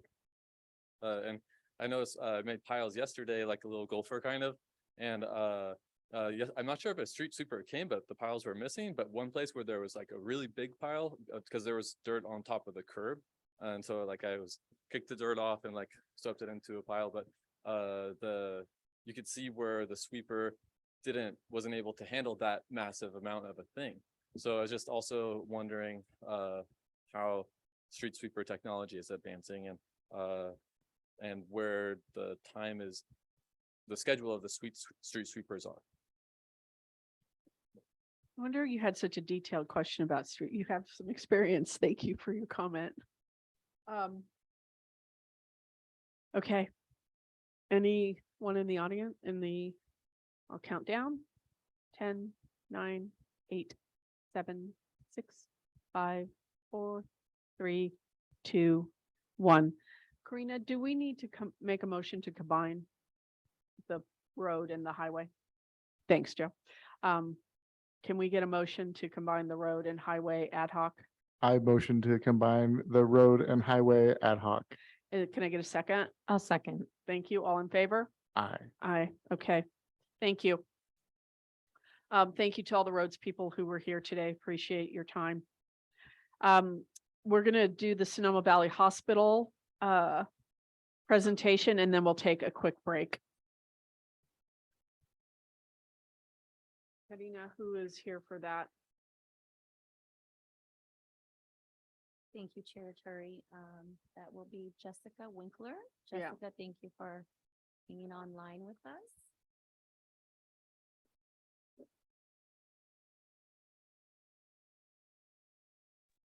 And you should be able to share your screen, Jessica, when you're ready. Okay. Can you hear me all right? Yes. Yes. Okay, good. And which screen? No, wrong screen. Hold on a second. Oh, can you see my screen that has the presentation on it? Yes. Oh, no, sorry. I'm looking at my computer screen. I can see it here.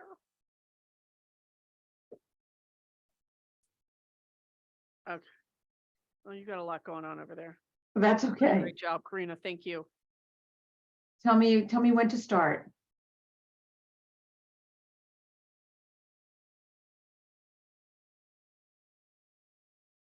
Ready, just. All right. Well, greetings, everybody. My name is Jessica Winkler. I am a nurse. I am the Chief Nursing Officer at Sonoma Valley Hospital, and I am very pleased and honored to be here tonight representing our community hospital. Jessica, Yes, can you share your screen so we can see your presentation? my computer says that I am sharing. Can you expand the window? Yeah, that. There you go. There you go. Perfect. Now we're good. You got it? Okay. Keep going. Keep going. Thank you. All right, thank you, ma'am. All right, let's see. So, for those of us who might not be familiar, we are open 24 hours a day, 7 days a week, 365 days a year. We bring to our district a variety of health services, including emergency department care. And inside the hospital, we also offer critical care, as well as general medical and surgical care. And for those of us who might need a little bit of extra support before going home, we also offer skilled nursing care. Our growing diagnostic center can perform things like bone density testing, mammograms, or cardiac tests and ultrasounds. We offer routine and emergency CT scans and x-rays, and soon our new MRI will provide state-of-the-art imaging to assist your physicians in diagnosing whatever might ail you. We also offer occupational health services as well as primary care, in addition to a wide variety of therapies, physical therapies, occupational, speech therapy, infusions, and wound care. So Sonoma Valley Hospital has a great tradition of community partnering. And what's the most precious asset in any community? Well, it's our kids. And so several times a year, we participate in career counseling sessions for our local high school students on all manner of careers in healthcare. But more than this, we want a safe and healthy community for our children so that they can learn and grow. And so we actively support events such as the annual school supplies and backpack drive and school health fairs. We were instrumental with the Community Health Center in bringing COVID and flu vaccines to our children through multiple pediatric clinic sites. And speaking of vaccines, we partnered with the city fire department and the health center to bring thousands of COVID vaccinations to our valley. And in fact, we continue our COVID and flu vaccination efforts year after year through roving clinics, going to sites such as the Redwood Food Bank at St. Leo's Church, various affordable housing areas, La Luz, and the Vintage House. And as a healthcare partner, we want to make sure that people are using their medication safely and effectively. So every month, our hospital pharmacist is available to you at the Vintage House and La Luz for a medication review, where you can bring all of your medications in and receive a free consultation in support from a registered pharmacist. And these sessions can be conducted in English and Spanish. We have also partnered with the Hannah Institute on the Sonoma Valley Mental Health Collective, working to bring some very much needed mental health services to our valley. And we are especially proud of our annual Women's Health Symposium, an annual Hospital Foundation event that is held at the Hannah Center that brings world-class health education and some of the top UCSF physicians and researchers on the special health issues of importance to women. And the next symposium will be held in May, so next month. So we know that our futures are tied together, but what good are we if we aren't what you need? So a few weeks ago, our CEO, John Hennelly, held a series of listening sessions where he asked you what you wanted, what concerns you had, what you thought we needed here in our valley. And here are some of the themes that came out of those listening sessions. So we heard that you wanted a health partner that you can trust, that we have need of more specialized geriatric services, and that we need to be able to provide for a more diverse population in our community. You want us to be financially savvy so that we can continue to be here for you long into the future. We need to bring some of our facilities up to date. And you would like us to capitalize on that relationship with UCSF to bring more of those specialists into our valley. So taking all of that feedback that we received, we began developing a plan for our future. And there were several categories, if you will, that will shape this future. And the first one being that we aim to align hospital services with our community needs. And this means that we will capitalize on that partnership with UCSF to redesign our hospital campus so that hospital services are easier to reach for our diverse and aging population. We want to expand those core services that we have now and create additional space to add new ones, such as primary care, specialty care physicians, more diagnostics, health education, and support. A second focus is bringing care outside of the hospital walls. We want to bring care to you. We want to ensure that we have equitable access for every member of our district, wherever they are. And so we will explore opportunities to expand our services closer to the population centers of the district, such as the Springs communities. We want to bring preventative, diagnostic, primary, and specialty services to you. And we want to ensure our financial future, because that's essential to make certain that we will always be here for you. To meet the growing demands of our community, we will strengthen our engagement with our current providers, but also establish new partnerships with new ones. And this includes specialists such as gastroenterology, cardiology, and orthopedics. And we will continue to grow our outpatient service offerings, such as the diagnostic testing and physical therapies. And finally, we must make sure that our hospital remains physically strong and will be standing tall for you during any disaster. So we are committed to making our hospital more resilient. There are new state regulations for building safety that we will meet, specifically those around earthquake readiness. So we will develop a long-range seismic plan along with a funded work plan that will allow us to meet the current and future seismic and disaster building regulations.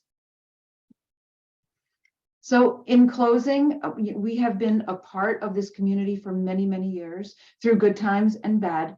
And we recognize the strength that we have in our community numbers. And we are more than ever committed to our mission to restore, maintain, and improve the health of everyone in our community. And we know that we can only get there together by partnering with you guys. So that is the end of my presentation. I am more than happy to take any questions if anybody has them. Thank you, Jessica. Sure. We'll check and see with the council and then we'll move to public comment. Are there, excuse me, any council members have questions? Jesus? Sorry, I always look that direction. I don't look this direction. Hello, Jessica. Thank you for being here. This might be like a very naive question, but or maybe I'm just not informed of what's going on. But I remember the Sonoma Valley Hospital having care for gynecology and labor and delivery. Yeah. Yes. So yes. my first nephew was born there, and then I had 4 more nephews and nieces, and then none of them were born there. So, Mari Carmen, do the Sonoma Valley Community Health Center offer those, or what? Like, are there? How is like people that have babies like have to go somewhere else and not in Sonoma Valley? Or can you elaborate a little bit on that? Yes, we had a labor and delivery unit that we did close several years ago. I think it was about 2018, around 2018, I believe is when it was closed. It was very difficult to keep that up and running, to keep it open. And it was a very sad day for all of us when we had to make that very difficult decision to stop that service. I don't know if that is something that we could revisit again in the future. But I think that with our new leadership team, every option is on the table. And we are interested in exploring everything because we do want to expand our services so that we can reach everybody in our community. Thank you. Are there other questions from council? Celeste? Yeah, thank you. So one of the things that you mentioned in the services that Sonoma Valley Hospital provides to the community are the medication review events. And I'd love to see more of those here in the Springs area, especially for our community that struggles with transportation.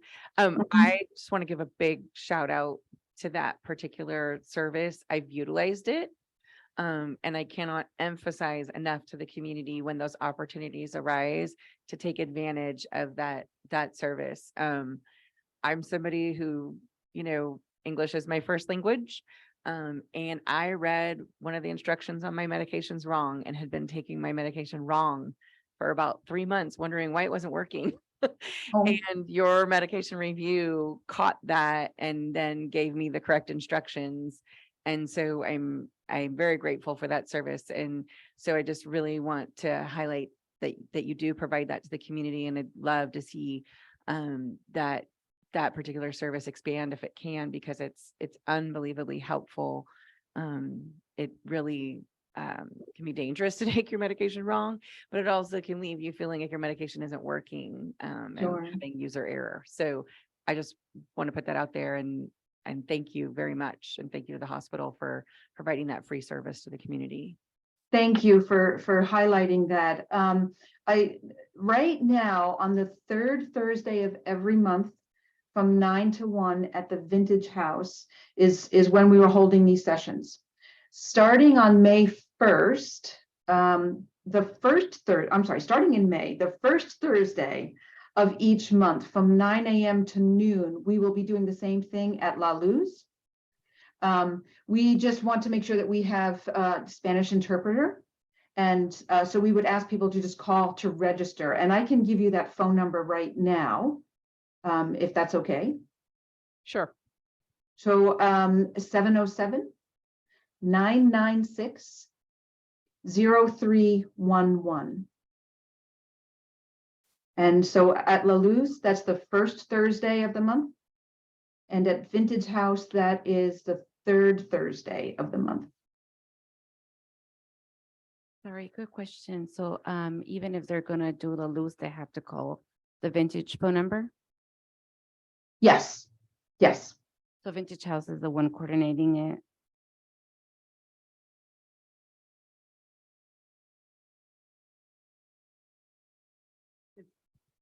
Jessica, is Vintage House coordinating all that? We're partnering with them. Okay, thank you. Did you have a comment, Marty Carmen? Oh, yes. I don't know if I missed it or I was trying to see everything, but I don't know if you talked about mental health and how the services that you provide when somebody comes in with mental health issues and the transition to the CSU hospital, which formerly used to be Aurora. Yes, yeah, there has definitely been an increase in our behavioral health needs of all ages. So yes, we have embarked on some work with the Hannah Institute and the Sonoma Valley Mental Health Collective, and we're trying to streamline, first of all, get services to where people need them, but then when they are in crisis, streamline that transition. So if somebody comes into our emergency department, how can we get them to a crisis unit as quickly as we possibly can? What we can offer in our emergency department is the physicians, the emergency physicians are there to manage the immediate crisis. And we are right now embarking on obtaining telehealth. So we'll be able to give those psychiatric consults, but it'll be via Zoom. But with that, we'll be able to help streamline, again, getting these folks to where they need to go and get them placed in a facility if that's what they need. So it is a growing issue, and we are rising to the occasion to try to meet it. Thank you. As somebody who advocates strongly for families, I would really strongly encourage the revisiting of the labor and delivery We are, as we've mentioned a number of times in this council meeting, we are a community that is losing families are leaving here. And, and that's just another reason to not be here. So, I really would strongly urge and suggest that I understand it's costly, but families do need a place to have their babies. That's not an hour away. Thank you. Thank you for So, that, and I will yeah. bring that to the team. Thank you. Nothing? Okay. Anything from public comment? In the audience or online?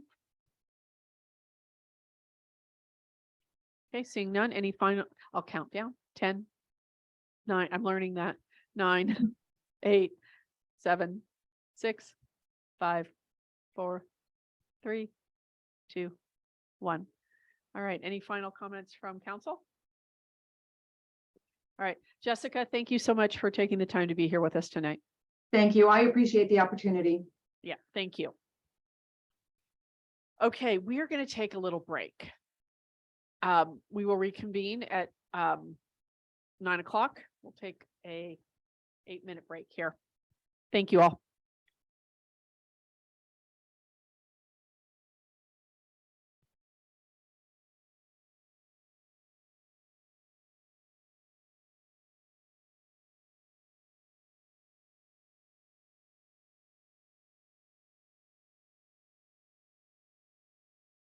Quickly.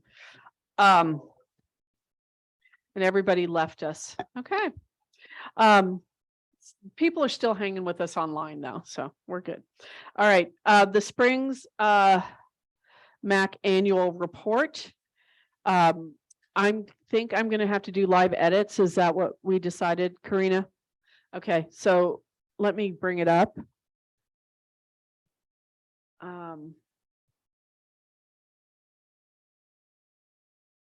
And you're going to allow me to share my screen.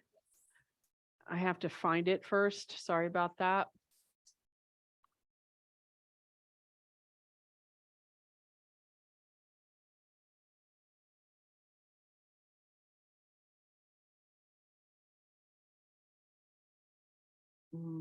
I sent you version 5 last night, right?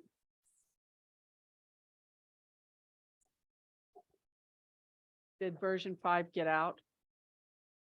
Okay. Okay. I am not finding it. Of course not. Maybe this is it. Nope. Yeah, can you do it real quick? Sorry. I think I did it from another computer. Yeah.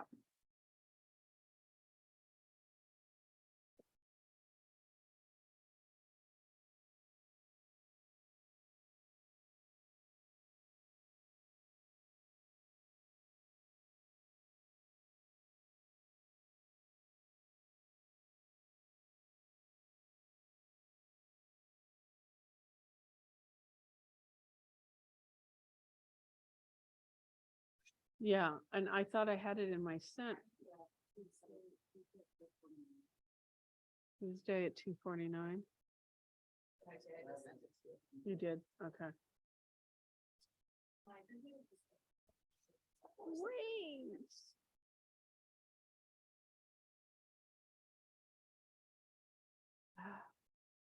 There we go. There we go. Thank you. It's PDF, but I'll take what I think I'll do. Okay. Because I think that's how I sent it out. Sorry about that. I have version 5 on my work computer.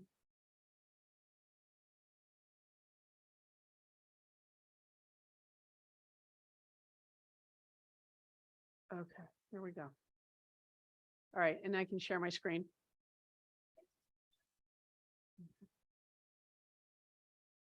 All right, sorry everybody for that delay. Oh, thank you. You're so sweet. You come to all our meetings. Okay. All right.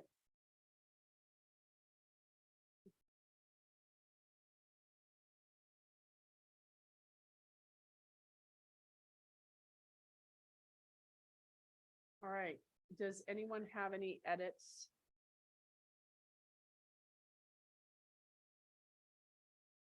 Or comments? Yes. I believe we're missing the emergency preparedness from September 10th of last year. So would it be before the winter celebration?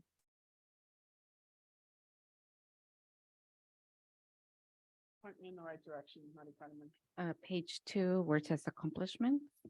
Okay, so So it would actually be the first one before winter celebration. okay, and what was it? The emergency preparedness event, Oh, yeah, the Springs Emergency Preparedness Event. thank you. I'm Or a Larson terrible Park. typist. I will clean it up later, I promise you. Chair Turi, if you could maybe expand your screen and also for public awareness. This document was included in the Spring Smack meeting material, so it allowed the council time to read this document in advance and provide their comments. If folks want to see the full report, they can find it on the Spring Smack website. Thank you. Thank you, Karina. Any other comments? If we're adding date on, Oh, I'm gonna take date out then. no, I see that there's dates on others, so. I think some of them I had dates and others I did not. So winter celebration was December 19. And then the September 10th was the emergency preparedness. And that was 2022. Yes. And this was September 23rd, did you say? No, the emergency preparedness was September 10 of 2022. Okay, got it. Yeah. Thank you. Thank you. And Dia de los Muertos altar was 2022. Chair Turi, the winter celebration was December 18th. Thank you. Pardon me, I made that mistake. Can we just say we've accomplished a lot? That's what I would like to point out in all of this.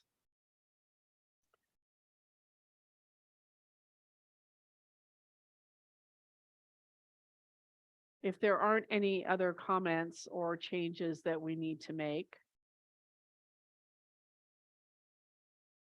do we need to CC anyone else other than the council members, Ariel and Karina? This is going to the Board of Supervisors, so we've already addressed them, or is it just going to Supervisor Gorin? It goes to the Board of Supervisors. Do we CC them or do we write it to them? It's to the board. And also you might want to update the date.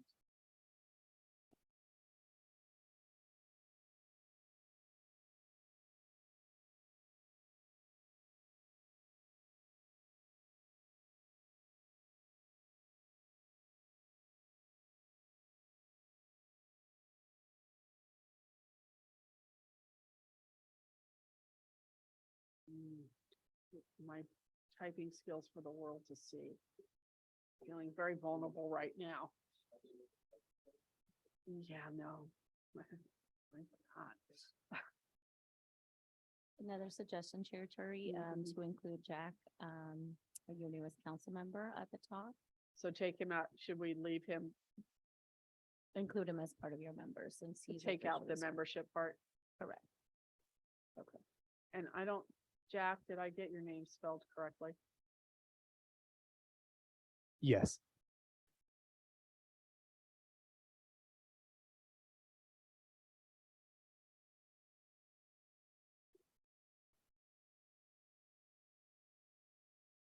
Oh, I do. Thank you. Let me take Jack here.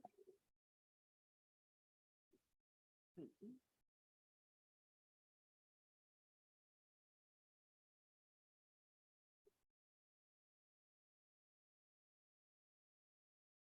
Any other changes? Will we be adding the ad hocs from today? There were suggested. Well, that's where I always run into I had to overlap some of this because it doesn't really run on the right year path. When it's due, we lose part of this year. So maybe we should add them, so then they don't need to be added next year. We added the, adopt a highway road. And then, the utility art boxes or utility box art. Well, I'm not coming up with very creative titles right now. Utility boxes.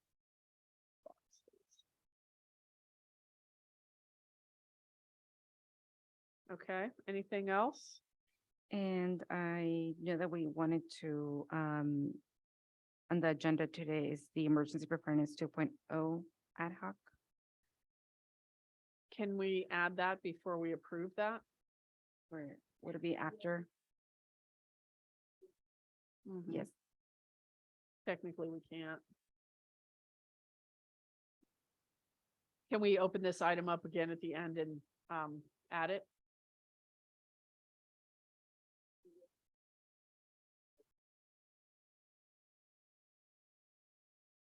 All right, let's see how we're all feeling after that. Okay, any other changes?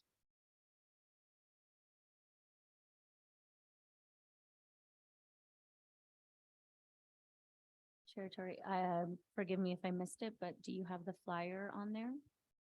The of the flyer Communications, from your flyer, the flyer that.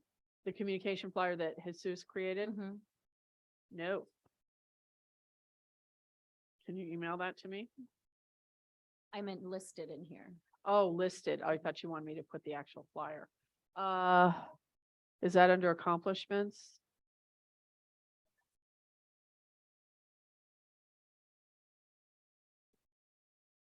No, I'll put it there. The flyer was Jesus, when did you create that flyer?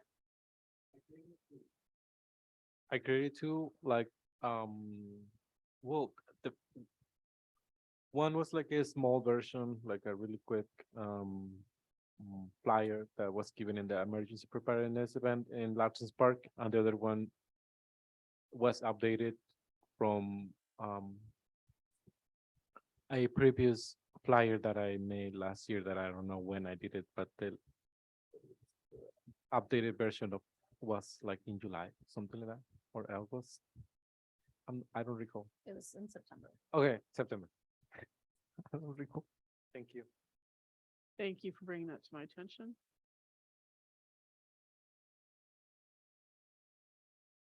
Oh, and we're missing pictures from the emergency preparedness event. I don't think I have, well, maybe I did, but Yeah, we, we had put some on Facebook at that time or the Facebook group. But I have pictures I can send to Karina for can you. we add pictures in later? Do they have to be added in now? Okay, so I'm gonna put a space holder, the emergency preparedness event. And then there's a space there now. And if you're trying to add pictures from all the events you've sponsored, you're missing pictures from Dia del Niño as well. I thought it was the fiscal years from June to June, You're right. Thank you. so it's not included in this year anymore. Except that's where it gets complicated Yeah. because we missed part of it happens in the gap Mm-hmm. when this is due and the new fiscal year starts. Mm. So, It was probably included in last year's report, I'm assuming. okay. Any other?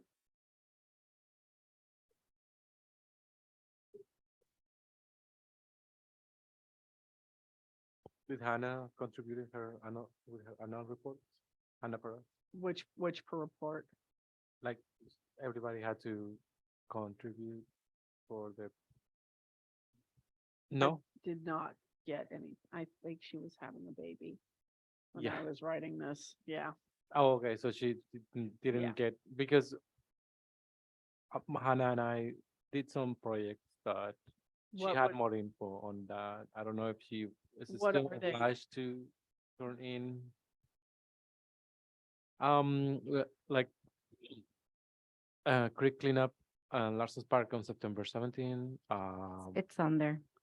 I mean, she contributed a lot. I I don't know. thought a lot of the stuff that you wrote, was was it included there?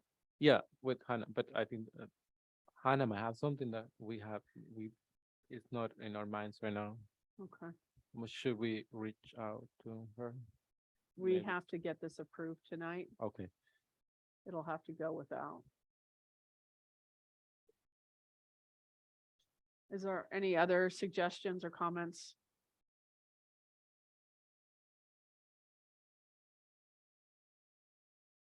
Well, Karina and I kind of went around about that. I wanted us to have credit for everything we did, so I made it longer. Yeah, so.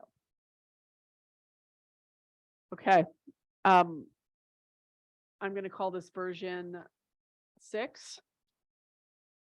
And we'll add the pictures of the emergency preparedness event later. And I'm wondering if we can get a motion to approve the report that will go to the Board of Supervisors. Never mind. Sorry, one thing, can you just go back? I forgot. Do you have the letter of support for Larson Park in there? And was on Caltrans, there. like. It was on those- there. I just. Letter support Highway 12. Letter, I totally saw it too. did you? Yes, I just don't know where it was. I just want to make sure because that's extremely important.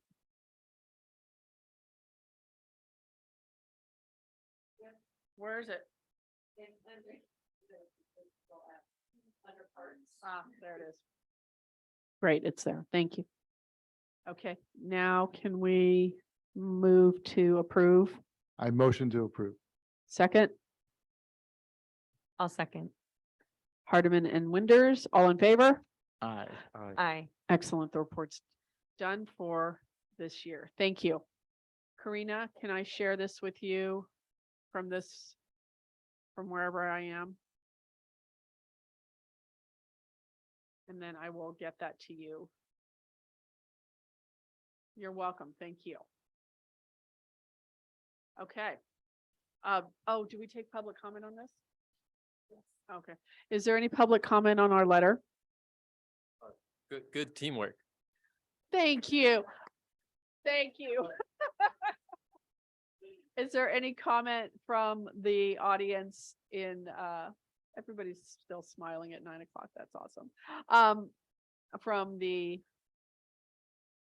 online audience. Okay, excellent. All right. Oh, 10, 9, 8, 7, 6, 5, 4, 3, 2, 1. Alrighty. This item's closed. Did you have something you needed to point out to me? Okay. Okay, our next is our budget request for our logo. We are requesting $400 as a potential prize for the logo contest. Are there any questions? So just for people, there's been a request to change our logo. The ad hoc, which consists of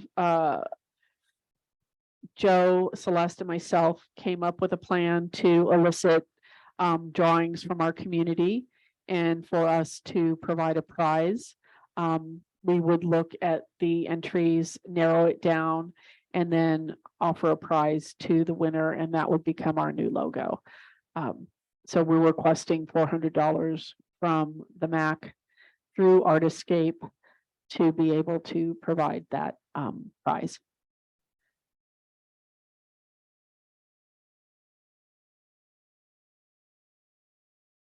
My only question is do we have to show the paperwork submitted for the proposal? Thank you. Thank you.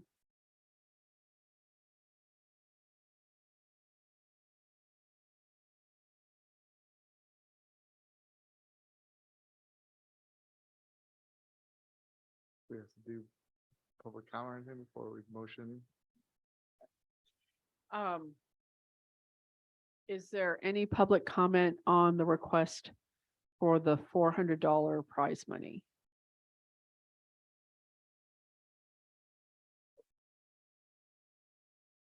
Are there any instructions, things you want included in the That is a great question. We have a flyer that is on our social media page. And Celeste has it available. Maybe we could show it, Celeste. Do you have sharing capabilities?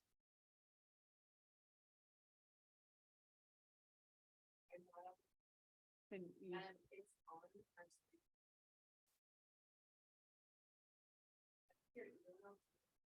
Yeah. Okay.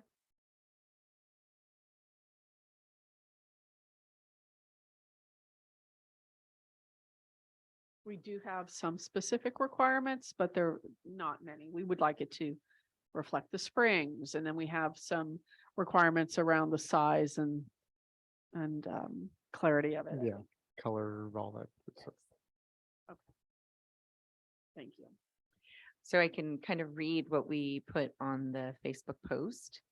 I'll just read it word for word. Could- 'cause that happens. Could you also send it to me, and we're ad hoc, right? So that's fine.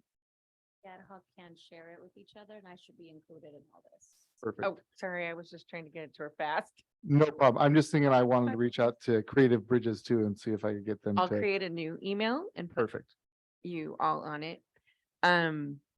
What we put is that the Springs MAC needs a new logo and we're looking to this creative community to design one. Requirements, logo should reflect the Springs community. Logo submission should be a high resolution JPEG, PNG, or PDF. Logo should be able to be in black and white or color. All ages are welcome. Please submit entries to karina.garcia@sonoma-county.org by June 1, 2023. We should talk about that. The Springs Municipal Advisory Council Logo Committee will select the top finalists and then the community will vote for the final winner, prize to be announced. That's what our post said. And then there's our, Okay. can I ask about the June one though? Mhm. Is that okay? As an agenda, because we were talking about budget, but is it okay if I think it goes with the details of the competition, so it needs to be discussed. Okay, great. Thank you.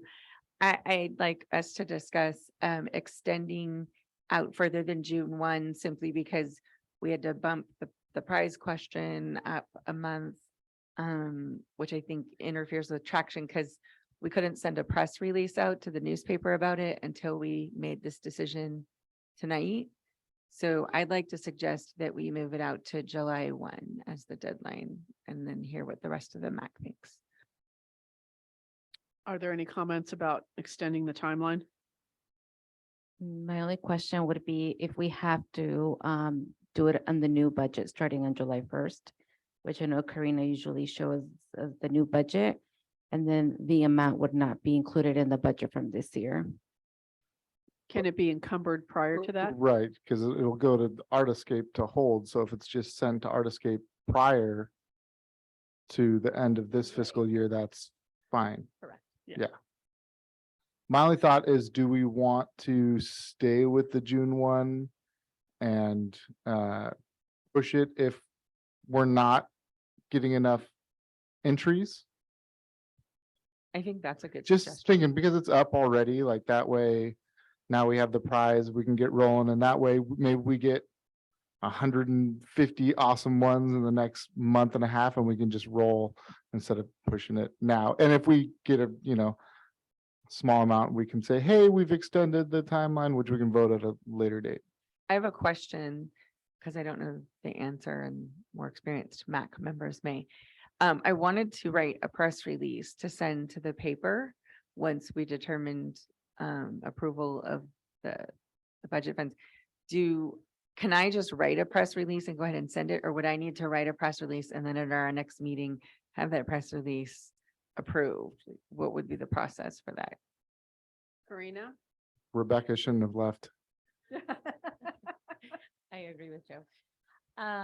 Ideally, you have council input on that press release, so you would need to bring it forward.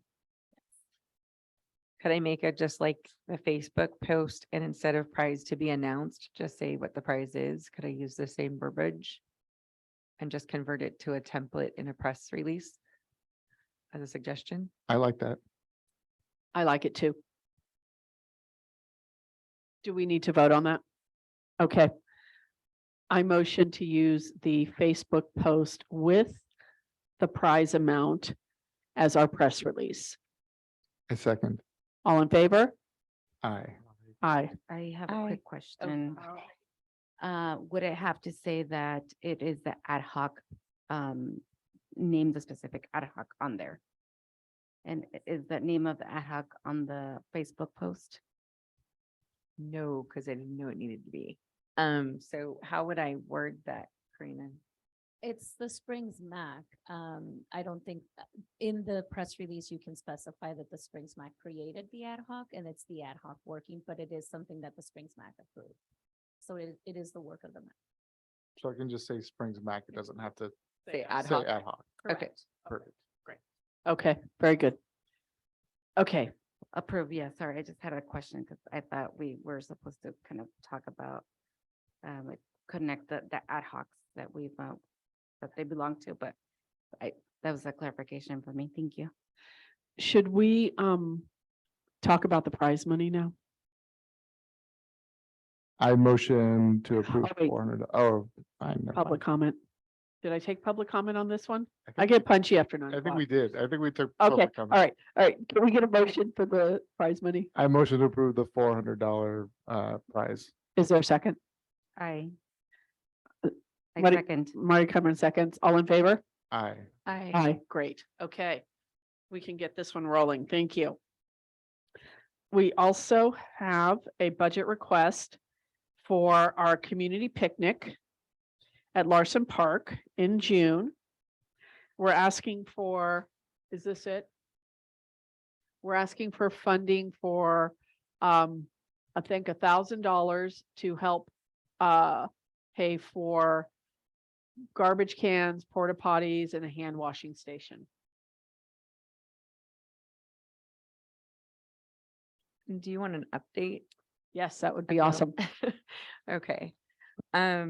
So had some dialogue via email with our with the regional park service. They sent the application, working on the application with Mike. Had a couple questions on some of the places on the form, but now I think those questions are answered because we have our fiscal partner now.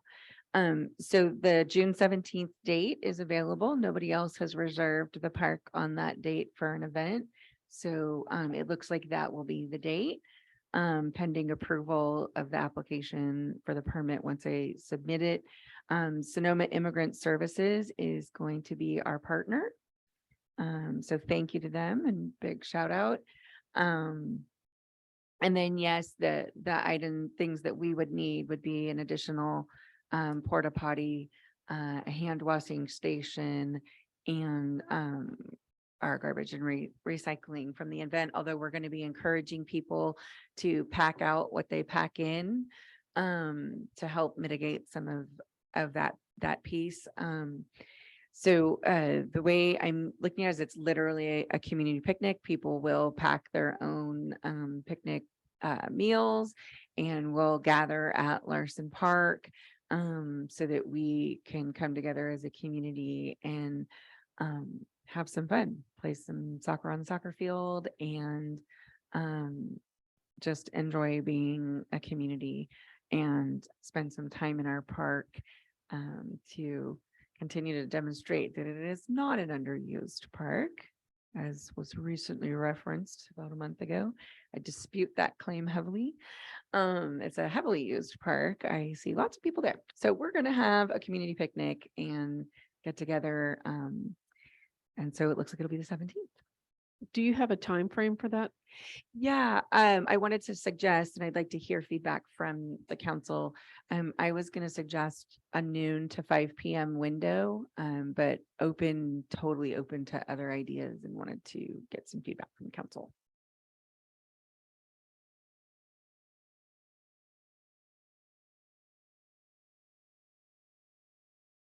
Jesus?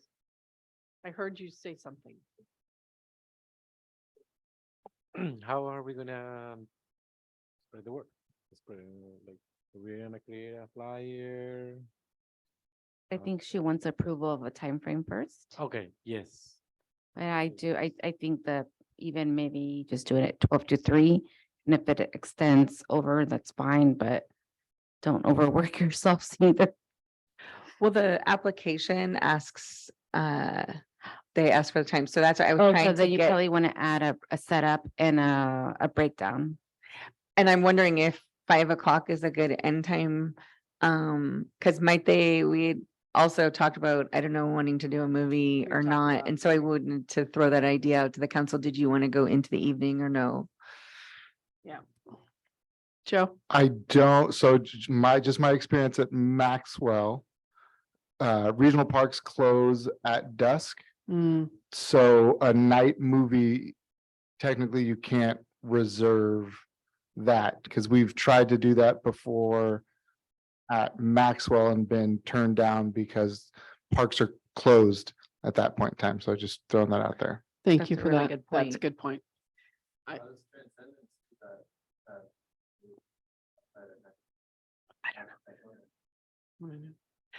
I know. Jack London Park and Sugarloaf Park are not part of our state or regional park system. They're overseen through I believe the Ecology Center, and then another community organization sort of formed to save them. At one point, they were part of the state park system, and then the state park was having some funding issues. And so a community effort sort of collaborated with the Ecology Center. And so they run actually as an independent entity. So I think that that's how they're able to do some of those private events. Okay, so we're looking at a 12 to 5, maybe it's 1 to 3 or 1 to 4, and we've got an hour on either side for cleanup and setup. Okay, yeah, so on the flyer, we would say then, and on promotions, I we would would say 1 say to 3. noon to 4, I think is a good, but I think on the application you'd want 11 to 5. Thank you. And do you need any other guidance from council? I'm trying to write that down before I forget. Okay.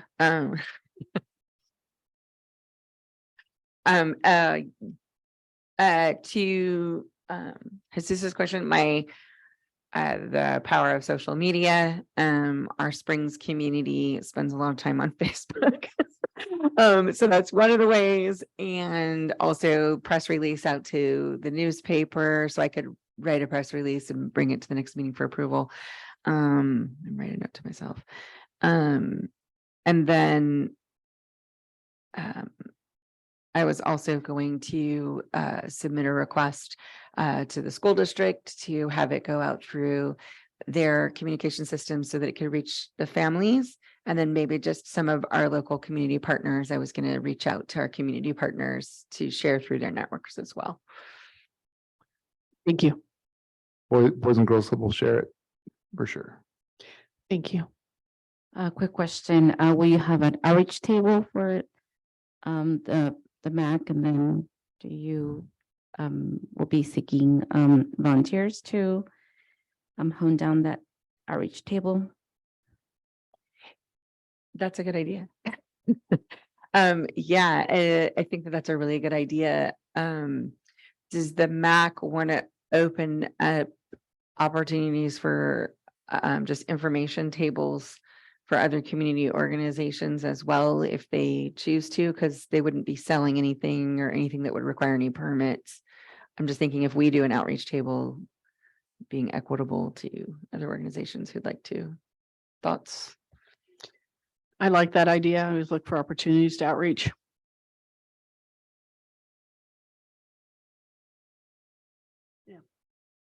That would be bring your own table though. Yeah. Pack it in and pack it out.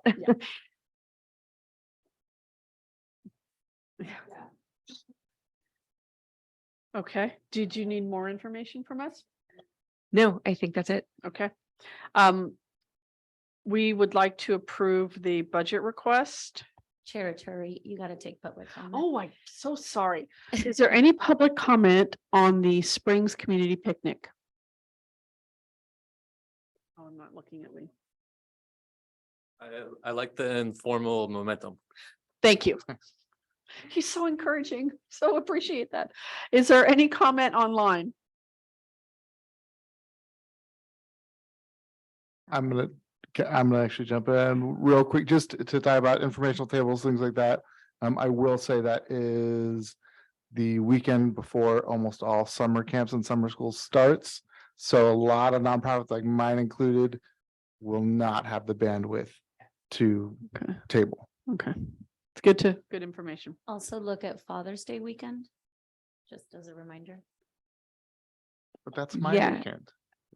Yeah, I think that's why when we had talked about some different dates, the council had looked at the 17th as being like their first choice. Because we were trying not to conflict with Father's Day, with graduation and those things, and we landed on the 17th as our first choice. Karina? Just a quick reminder to the council, when you create an ad hocs need to keep in communication with me. They have to keep me in the loop. So just a reminder, especially for those that are new, all ad hocs need to communicate through our office. Thank you. Thanks, Karina, for the reminder.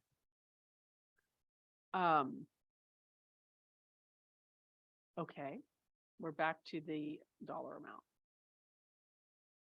Is there a motion to approve the budget for the Springs picnic? I motion to approve. Is there a second? I second. All in favor? Hi. Aye. Okay, motion passes. I think we have two more requests. The next one is for the bicycle rack art project. Joe, do you want to give the lowdown on that? Yeah, I tried to explain it in the request as best I could.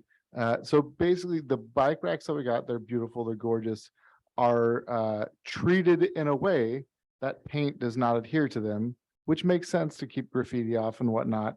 But our beautiful idea to decorate them and paint them has gone by the wayside due to that. Even sandpaper won't work.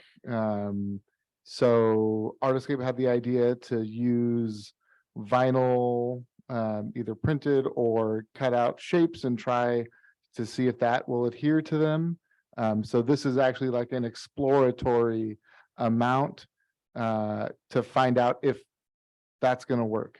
And if that works, then we can dive deeper and think about other ways. And this could also be something that, you know, with a fiscal agent could pay for itself. There's a possibility that we spoke about earlier of organizations sponsoring and paying for that stuff. So long story short, this 200 would be to see if there's a workaround to decorate the bike racks. Yes, it's been a long journey with the bike racks. Am I correct that you're saying the paint is coming off and not sticking to it? Paint will not stick to the bike racks. No sort of paint will adhere fully to whatever the treatment that is put on them.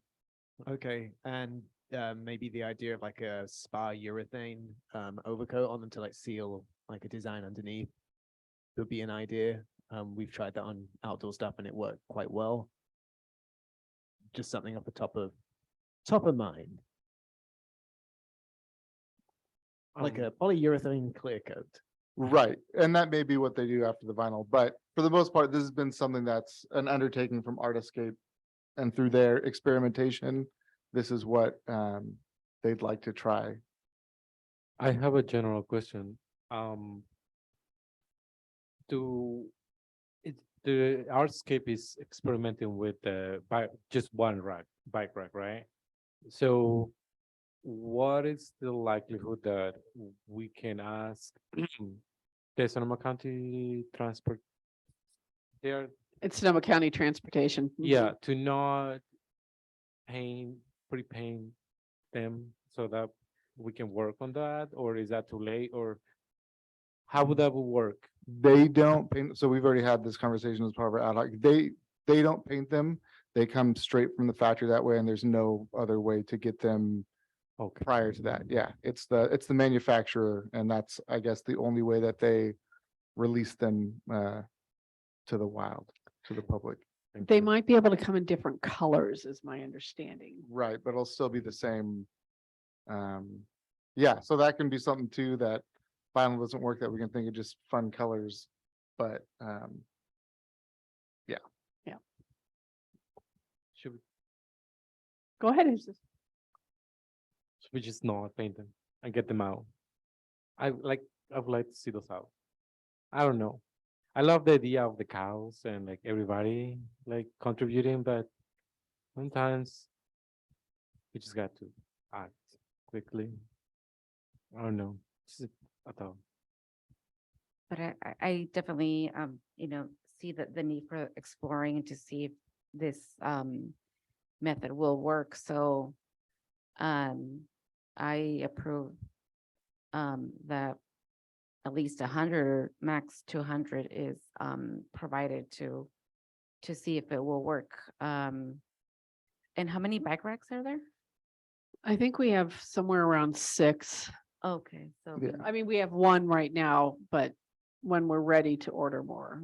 Okay, yeah, I mean, I think it's important to know what's gonna work and Right. the chicken or the egg, so we need the, And I'll say Into the the egg. the 200 is like the over the top.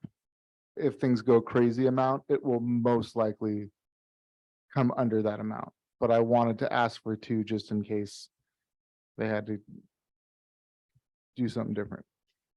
And if this doesn't work, I like Jesus's idea of maybe we order them in different colors just Get to, 'em so we out, can yeah. get them out. well, I make a motion to approve. Is there a second? I second that. All in favor? Aye. Aye. Okay, motion. Oh, public comment. Nice conversation. Thank you. All right, is there any public comment online? 10, 9, 8, 7, 6, 5, 4, 3, 2, 1. Thank you. Motion passes. Item closes. Okay, we are on to the last budget request. I think this is you, Mari Carmen. I'm retracting from the original request where I was gonna make a request and I said that we didn't need it. And I am requesting again $500. The reason being because the county money for the emergency preparedness event is restricted only for promotion and for things for the that are not including food or music or sound system. So je besoin de argent. I need money for DJ, so we can have a whatever you call it, a sound system and music. And I'm hoping that we can get at least maybe some free tacos. Well, with this money for like the first 50 people that come, something like that, a little hook. So that's why I'm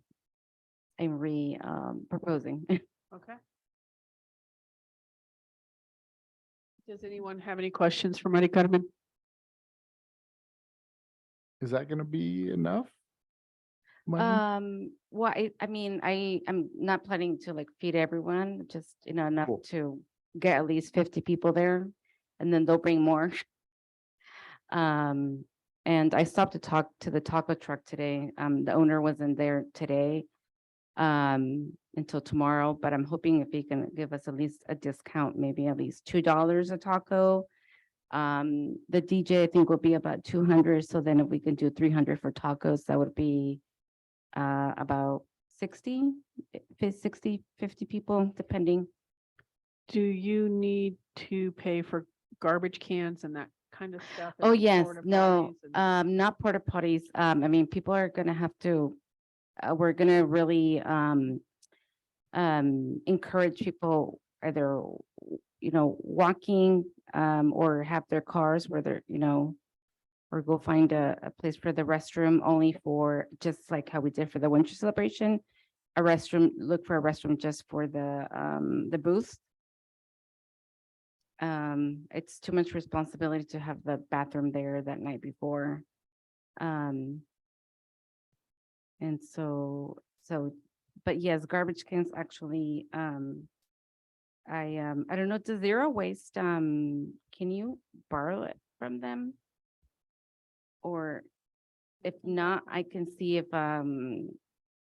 what do you call it, Parsons will donate. They've donated to my other events, like 2 garbage bins for events.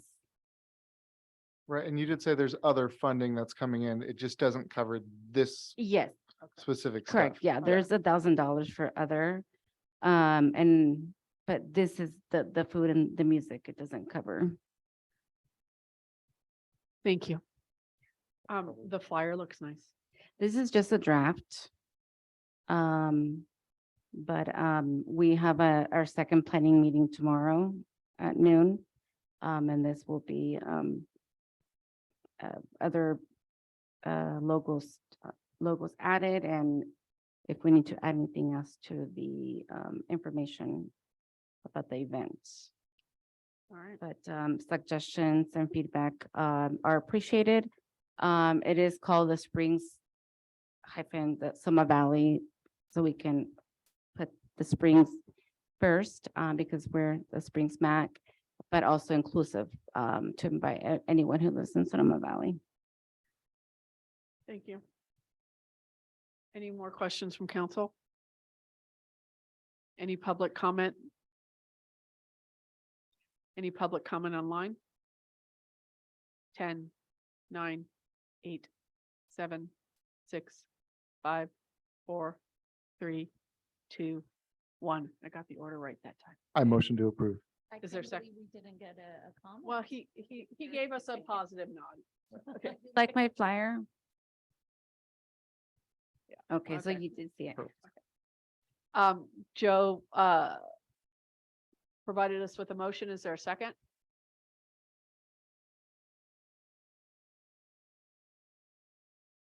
Jesus, are you seconding? Yeah, of course, yes. Yes. All in favor? Aye. Aye. Aye. Okay. Last- And I would like to invite you all to come and volunteer and help with a table. Yeah. Come and get your go bag at least for your car, if you don't have go bag in your car. I hope I can make it. Okay, we're gonna do an ad hoc update. Oh, wait, are these creating new ad hocs? I'm not sure that we have the bandwidth for this right now. The proposal is we just created a new ad hoc for Adopt a Roads. And we created a new ad hoc for the utility boxes. We do have some other work to do with traffic and safety, emergency preparedness, and the plaza. And my question is, what's our bandwidth at this point? So I think they're all important things, and that it's really hard for me to say, yeah, and thank you. And it's hard for me to say no. So, but at some point, we do have quite a few moving parts right now. So I'm just putting that little caution out there for our council, who is really dedicated and hardworking, but just wondering what you're thinking and taking comments at this point. I feel like we have a handful of ad hocs that are going to wrap up relatively soon. And I think you're totally correct that these are really important, but I think we maybe just finish this fiscal year and that will wrap up, I think probably like 3 ad hocs itself, and then bring those to backfill. I agree. Marty Conman, No, I agree with Joe. Celeste. I was having a similar thought. I was thinking in my head, we have some that are ending and wrapping up shortly, and that it would be, I think that we'd have better bandwidth and just replacing the ones we had. Jesus, do you have any thoughts?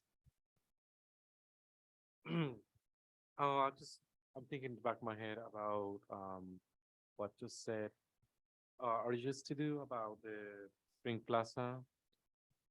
There is we all know.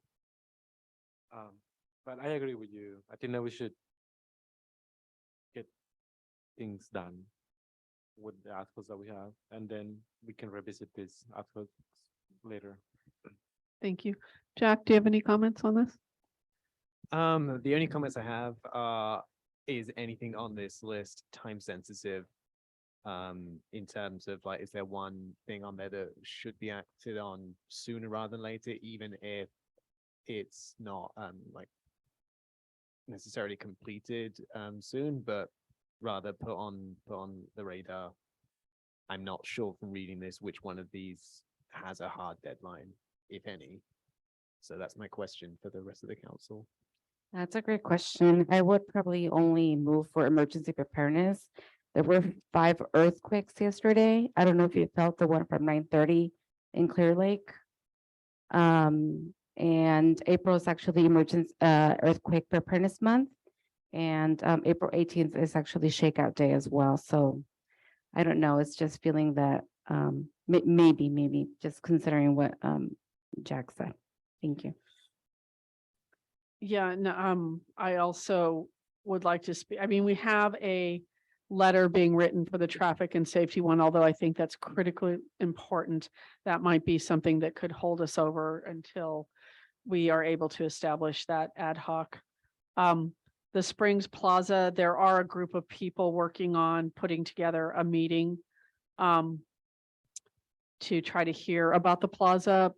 Again, that's not, it's outside the MAC. And I think there's an interest within the MAC to do that work as well.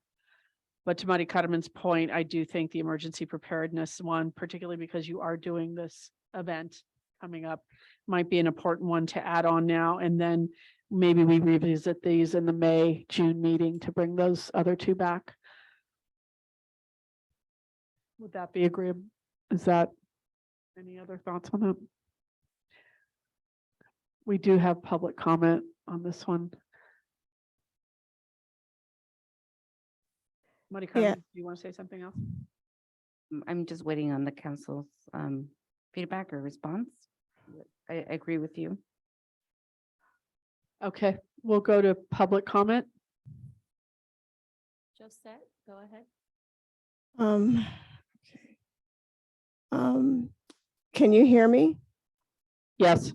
Okay, it's hard because there's no timer. So you say it's not time critical. This is not what I prepared. My question is, what about this money that has been allotted for the Springs Plaza? And I'm going to try to keep this brief. It's very clear to me that from what I got from County Parks, that they don't feel. We lost you, Josette. Can you hear me now? Yeah. Okay, because it didn't go to the timer when I first came on. So my question is, you say if it's not time sensitive, what about any funds that have been allotted for this? It's still unclear to me that these funds have not been assigned to Larson Park. Will you lose them if you don't create an ad hoc committee and begin working on a Springs Plaza? And also, it's unclear who is this group that's working on it outside of the MAC. None of this has been answered. And I've also decided with the survey that I've done, being I've gotten very little response, that I'm going to publish it, an overview in the May 15th edition of the Sun with a link to the data for details. But I'm still very confused as to what is going on. It just doesn't seem like and if we're waiting for the spring specific plan to come out, I think we all realize that the Donald Street residents will be protesting that specific plan and tying it up. So I do think it should be addressed, and I'm a little baffled. I was thinking you were going to talk about forming an ad hoc, and that's why I waited to speak until this late in the meeting. So thanks very much for listening. Thank you.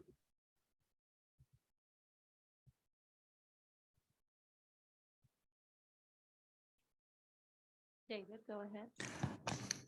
Hi, yeah, this is David. So anyway, you've got over $1 million, maybe close to $2 million that is in the budget, but the supervisors can pull that away in the next budget if they don't see us moving forward on the Springs Plaza.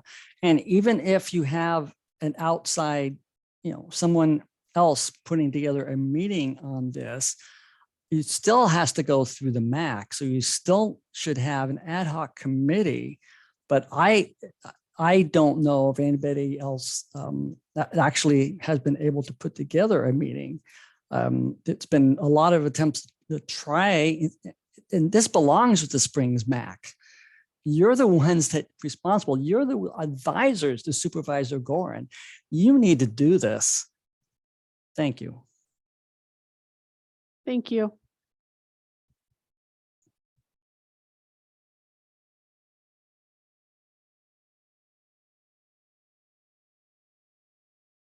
Any comments from the council about the Springs Plaza? Only one that was anecdotal from the meeting, I think that happened back it was either November or December, I think. Again, this is from memory. There was a comment stated that the funding would be gone and it was allotted specifically for a plaza or similar thing, but no further explanation was given, which suggests that the funds are non-transferable, though we don't know that for sure. So trying to figure out when those expire, is it with this fiscal year or the next one, is probably quite important in order to make an educated suggestion as to what to do with this. So those are kind of raw thoughts on this. Just to be sure that that funding is not lost in the process and or absorbed to the county general fund or other projects that may be stalled for various reasons. Yes, I definitely think that the Springs Plaza can probably take even priority over emergency preparedness, because I think, in a sense, we have the Springs Snapper neighborhood that was formed from the previous ad hoc. So I think that even emergency preparedness could wait. So if we want to focus on maybe forming the Springs Plaza ad hoc to at least be able to investigate what Jack mentioned. And I'm also, to that point, wondering if we could, for the May agenda, agendize the Springs Plaza and specifically the Springs Plaza funding and place it as its own agenda item in order to address that funding deadline for the upcoming end of the fiscal year, so that we can get some confirmation on that, or get a pause put on that, or get that funding carried over to the next fiscal year so that we could get some answers for the community. Because we are not a deciding body, we're an advisory council, so we don't hold those funds, but we could agendize it for the May meeting to get some answers from the county, which is the holder of those funds. Yep. I think that's a great idea. I make a motion To create the Springs Plaza ad hoc without necessarily call it public forum, just Springs Plaza ad hoc. I think that the emergency preparedness ad hoc needs to be created as well. I'm not comfortable with putting that one off to the side. Can we do both then? I think it's, Well, if we're not, if the Springs Plaza's in ad hoc is the intention of gathering some information so we know where we stand with it and not putting on an event at this point, I think that's reasonable. And you're doing the work of the emergency preparedness already, so I would like you to have the liberty to be able to continue that work with the support of the ad hoc, with the support of the MAC. And I know that the traffic and safety ad hoc is equally important, but I think that we might have to wait a bit on that one. I mean, the letter is being written at this point, so.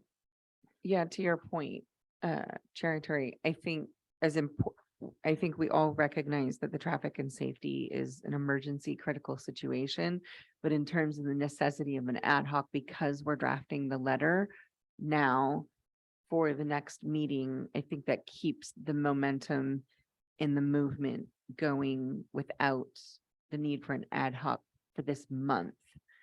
But then we could address an ad hoc next month as we're winding up some of our other ad hocs.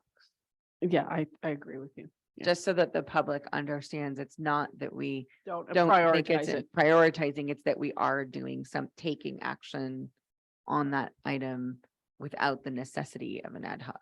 Correct. And I'm comfortable taking out the public forum part of the Springs Plaza so we can do some investigating and see where we are with that. And it may evolve into a public forum, but at this point, just to be able to do a little research.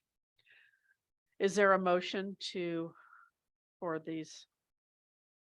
But I am just, my piece coming into this, and I want to be on record, be super duper transparent. I think these are all super important. They need to be there.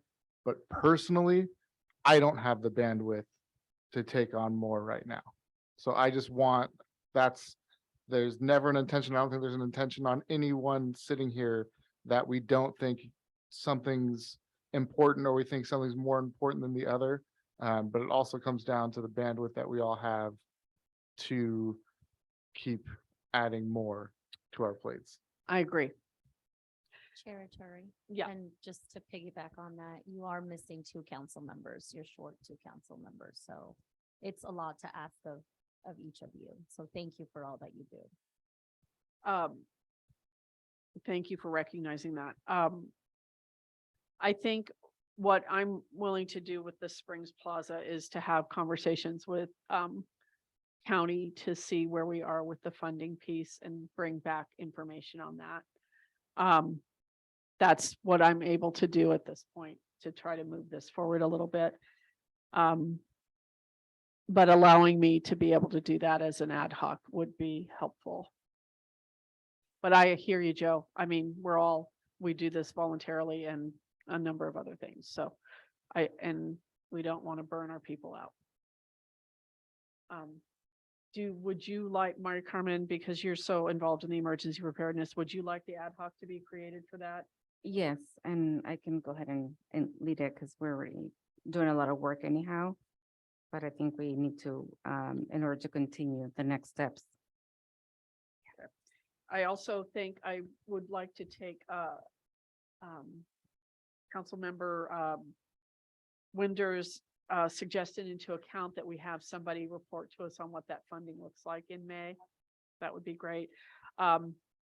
And if we can get a motion to create the 2 ad hocs at this point. Oh, wait, public comment. Did we do that already? Not on this one. Are you good? Okay. Anyone in the audience have a comment on? No, we did do public. We did. Yep. Okay. Oh, there's a hand. Okay. Rachel. Hi, my name is Rachel. I just have a question about ad hoc. Is the community allowed to be involved, or is that only the board members or the chairs? I'm sorry, I'm new to all this. I don't understand all of it. Sorry. We would love public support. What are you interested in? All of them? What can we sign you up for, Rachel? I just hear that you guys are really working hard and that you guys are stretched thin. And so I mean, I'm happy to help. I just don't know where I can, but I just hear a lot of people wanting stuff and nobody stepping up and saying, hey, let us help as a community. So, Marty, comment if you want me to help you. I would love to. Rachel, yes, that would be so awesome. Thank you, Rachel. That- Thanks for stepping up and showing folks how it's done. Territory. Yeah. The goal of the ad hoc is specifically for what Rachel is asking. It's for the ad hocs to go out there and do outreach with the community and essentially allow the community to do the work. And because keep in mind that your ad hocs can only live for a year. Yeah. After a year, if the work is done, great. If not, then hopefully the community can take on this work. And that's exactly what happened with the initial emergency preparedness ad hoc. Out of that, the Map Your Neighborhood group was created. So definitely we encourage community. Rachel, members yes, to I have step 1 up. year to Yeah. teach you so I- you can I become very committed. I totally understand the intent, Karina. I understand the intent and I'll leave it at that. Thank you, Rachel. We have another public comment, Karina.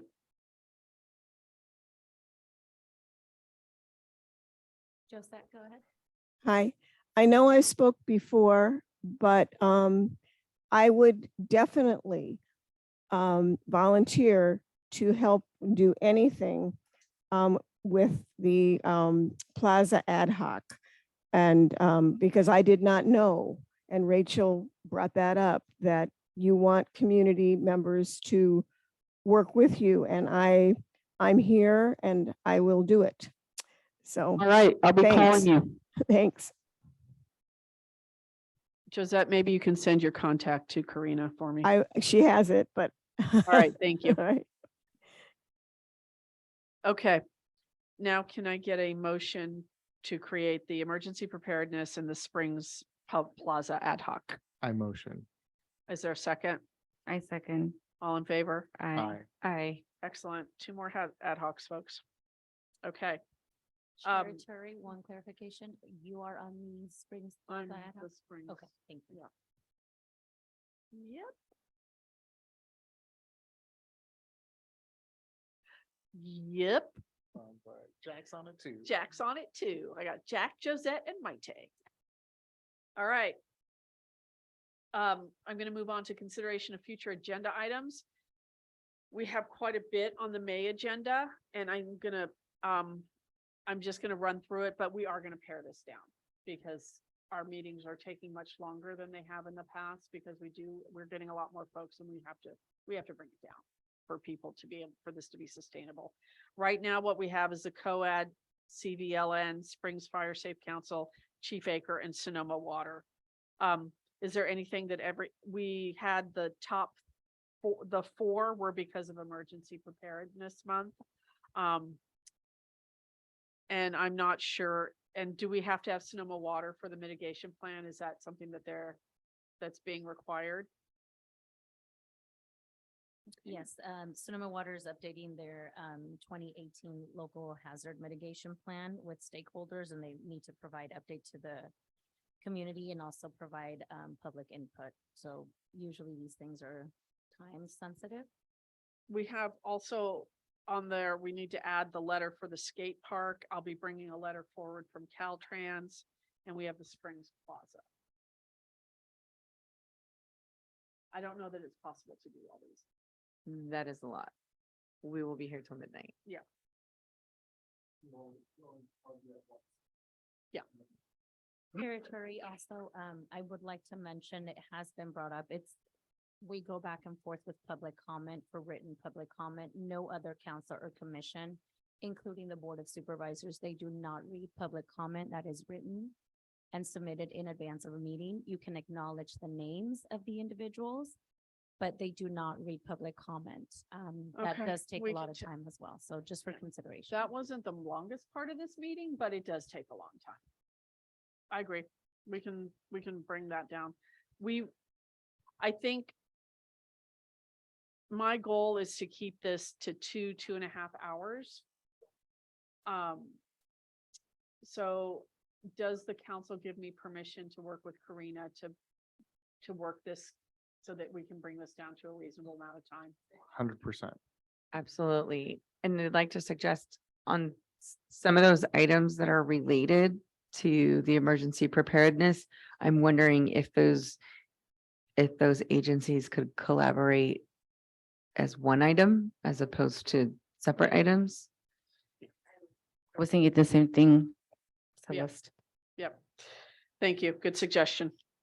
Chair Turi, the other thing is, your agendas do have times on each Yeah, item, and but we've we're not never sticking been to able that, to stick to so 'em. definitely need. I them. mean, public comment take, bye, thank you for coming. Public comment takes half an hour to 45 minutes on many of them. And that's the whole purpose of this, is to allow for public comment. And that's why I chose to read the public comments, is because I think they're important. This is the only place the voices of this community get heard. So it's a struggle. It's a struggle. But I am going to work to shorten the agendas. We will just, that long list of things that we get accomplished, we may get less accomplished, and that's okay. All right. Is there any public comment on our agenda items? Or any other comment from council? No, I think you covered it. Okay. All right. So, Okay. Chair Turi, 10-second countdown on this. 10, 9, 8, 7, 6, 5, 4, 3, 2, 1. All right, the last, we've got 2 more items, and then nomination for chair and vice chair. As you know, Hannah has resigned. We're seeking nominations for the chair and the vice chair.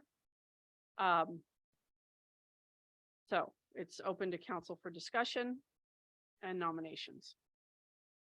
I nominate Maite as chair and Joe as vice chair.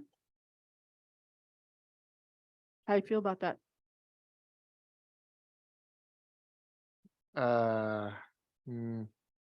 Not bad. I think that's not very nice. I'm just, that bandwidth thing is the only thing. I just want to be totally transparent.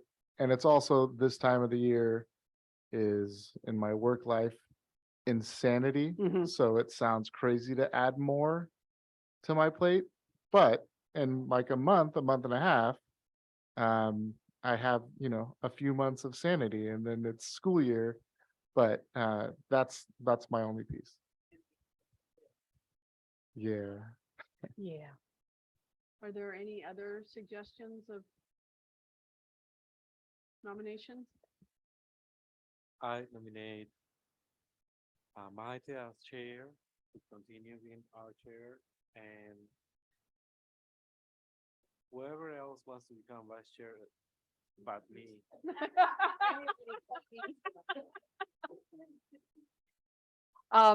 Jesus, that was the best motion ever. I feel like you just called not it. Yeah. Nose goes. Would somebody like to second Mari Carmen's nomination?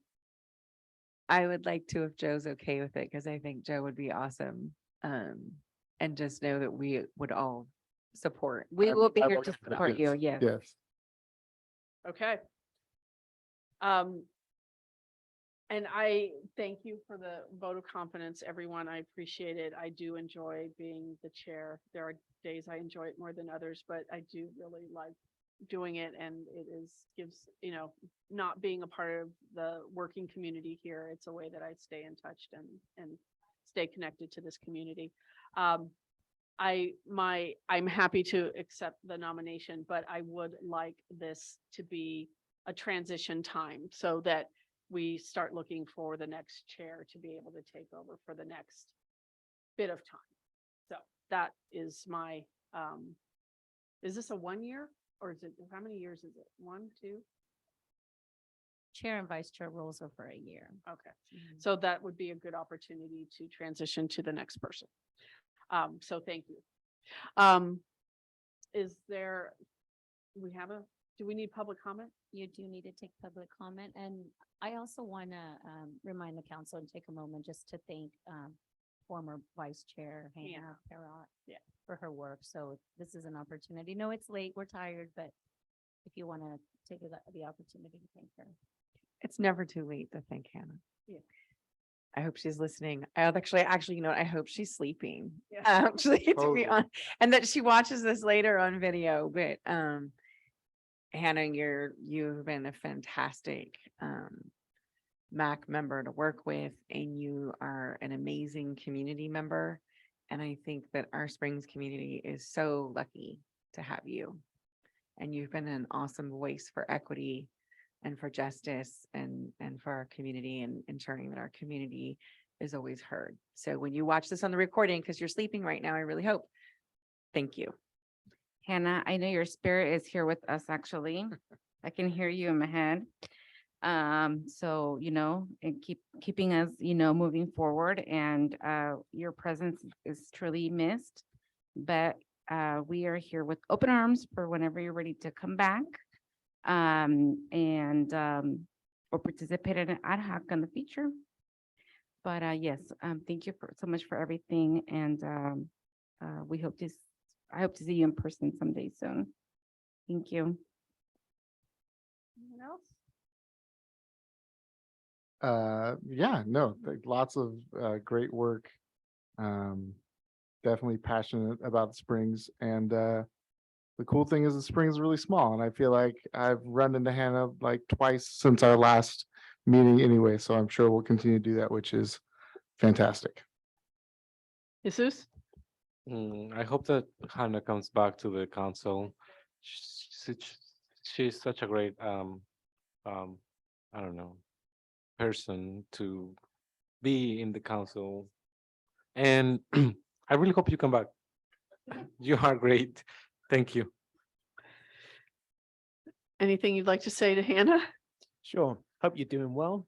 Thanks for your time supporting these lovely folks and the community. And I guess based on reviews I've just heard, please come back. That would be great.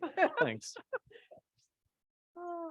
I just wanted to say to Hannah that she has been super passionate about the traffic in this community. And I think that she's a big part of the reason that we have taken that topic on with such energy and such passion. So thank you for that, Hannah. It's really important, and wish you well. And you're doing the most important work possible, is raising that baby. So all the best to you. Okay. All right. Number 17, and I'm going to bang the gavel on this one. First of all, I need to thank KSVY and their tech support. They're here in the back and have been there all night. Thank you to SVUSD for the space. Lynn Marie, you're a champ, always just hanging out with us. Julie and Claudia, muchísimas gracias. Karina, thank you for everything, for making these meetings run smoothly. I just can't thank you enough.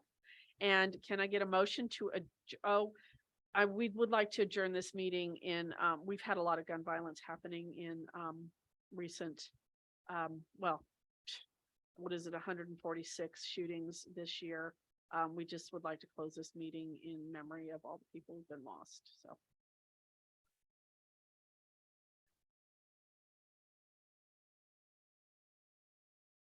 And if I can get a motion to end the meeting? I motion. Is there a second? I second that. All in favor? Aye. Meeting adjourned.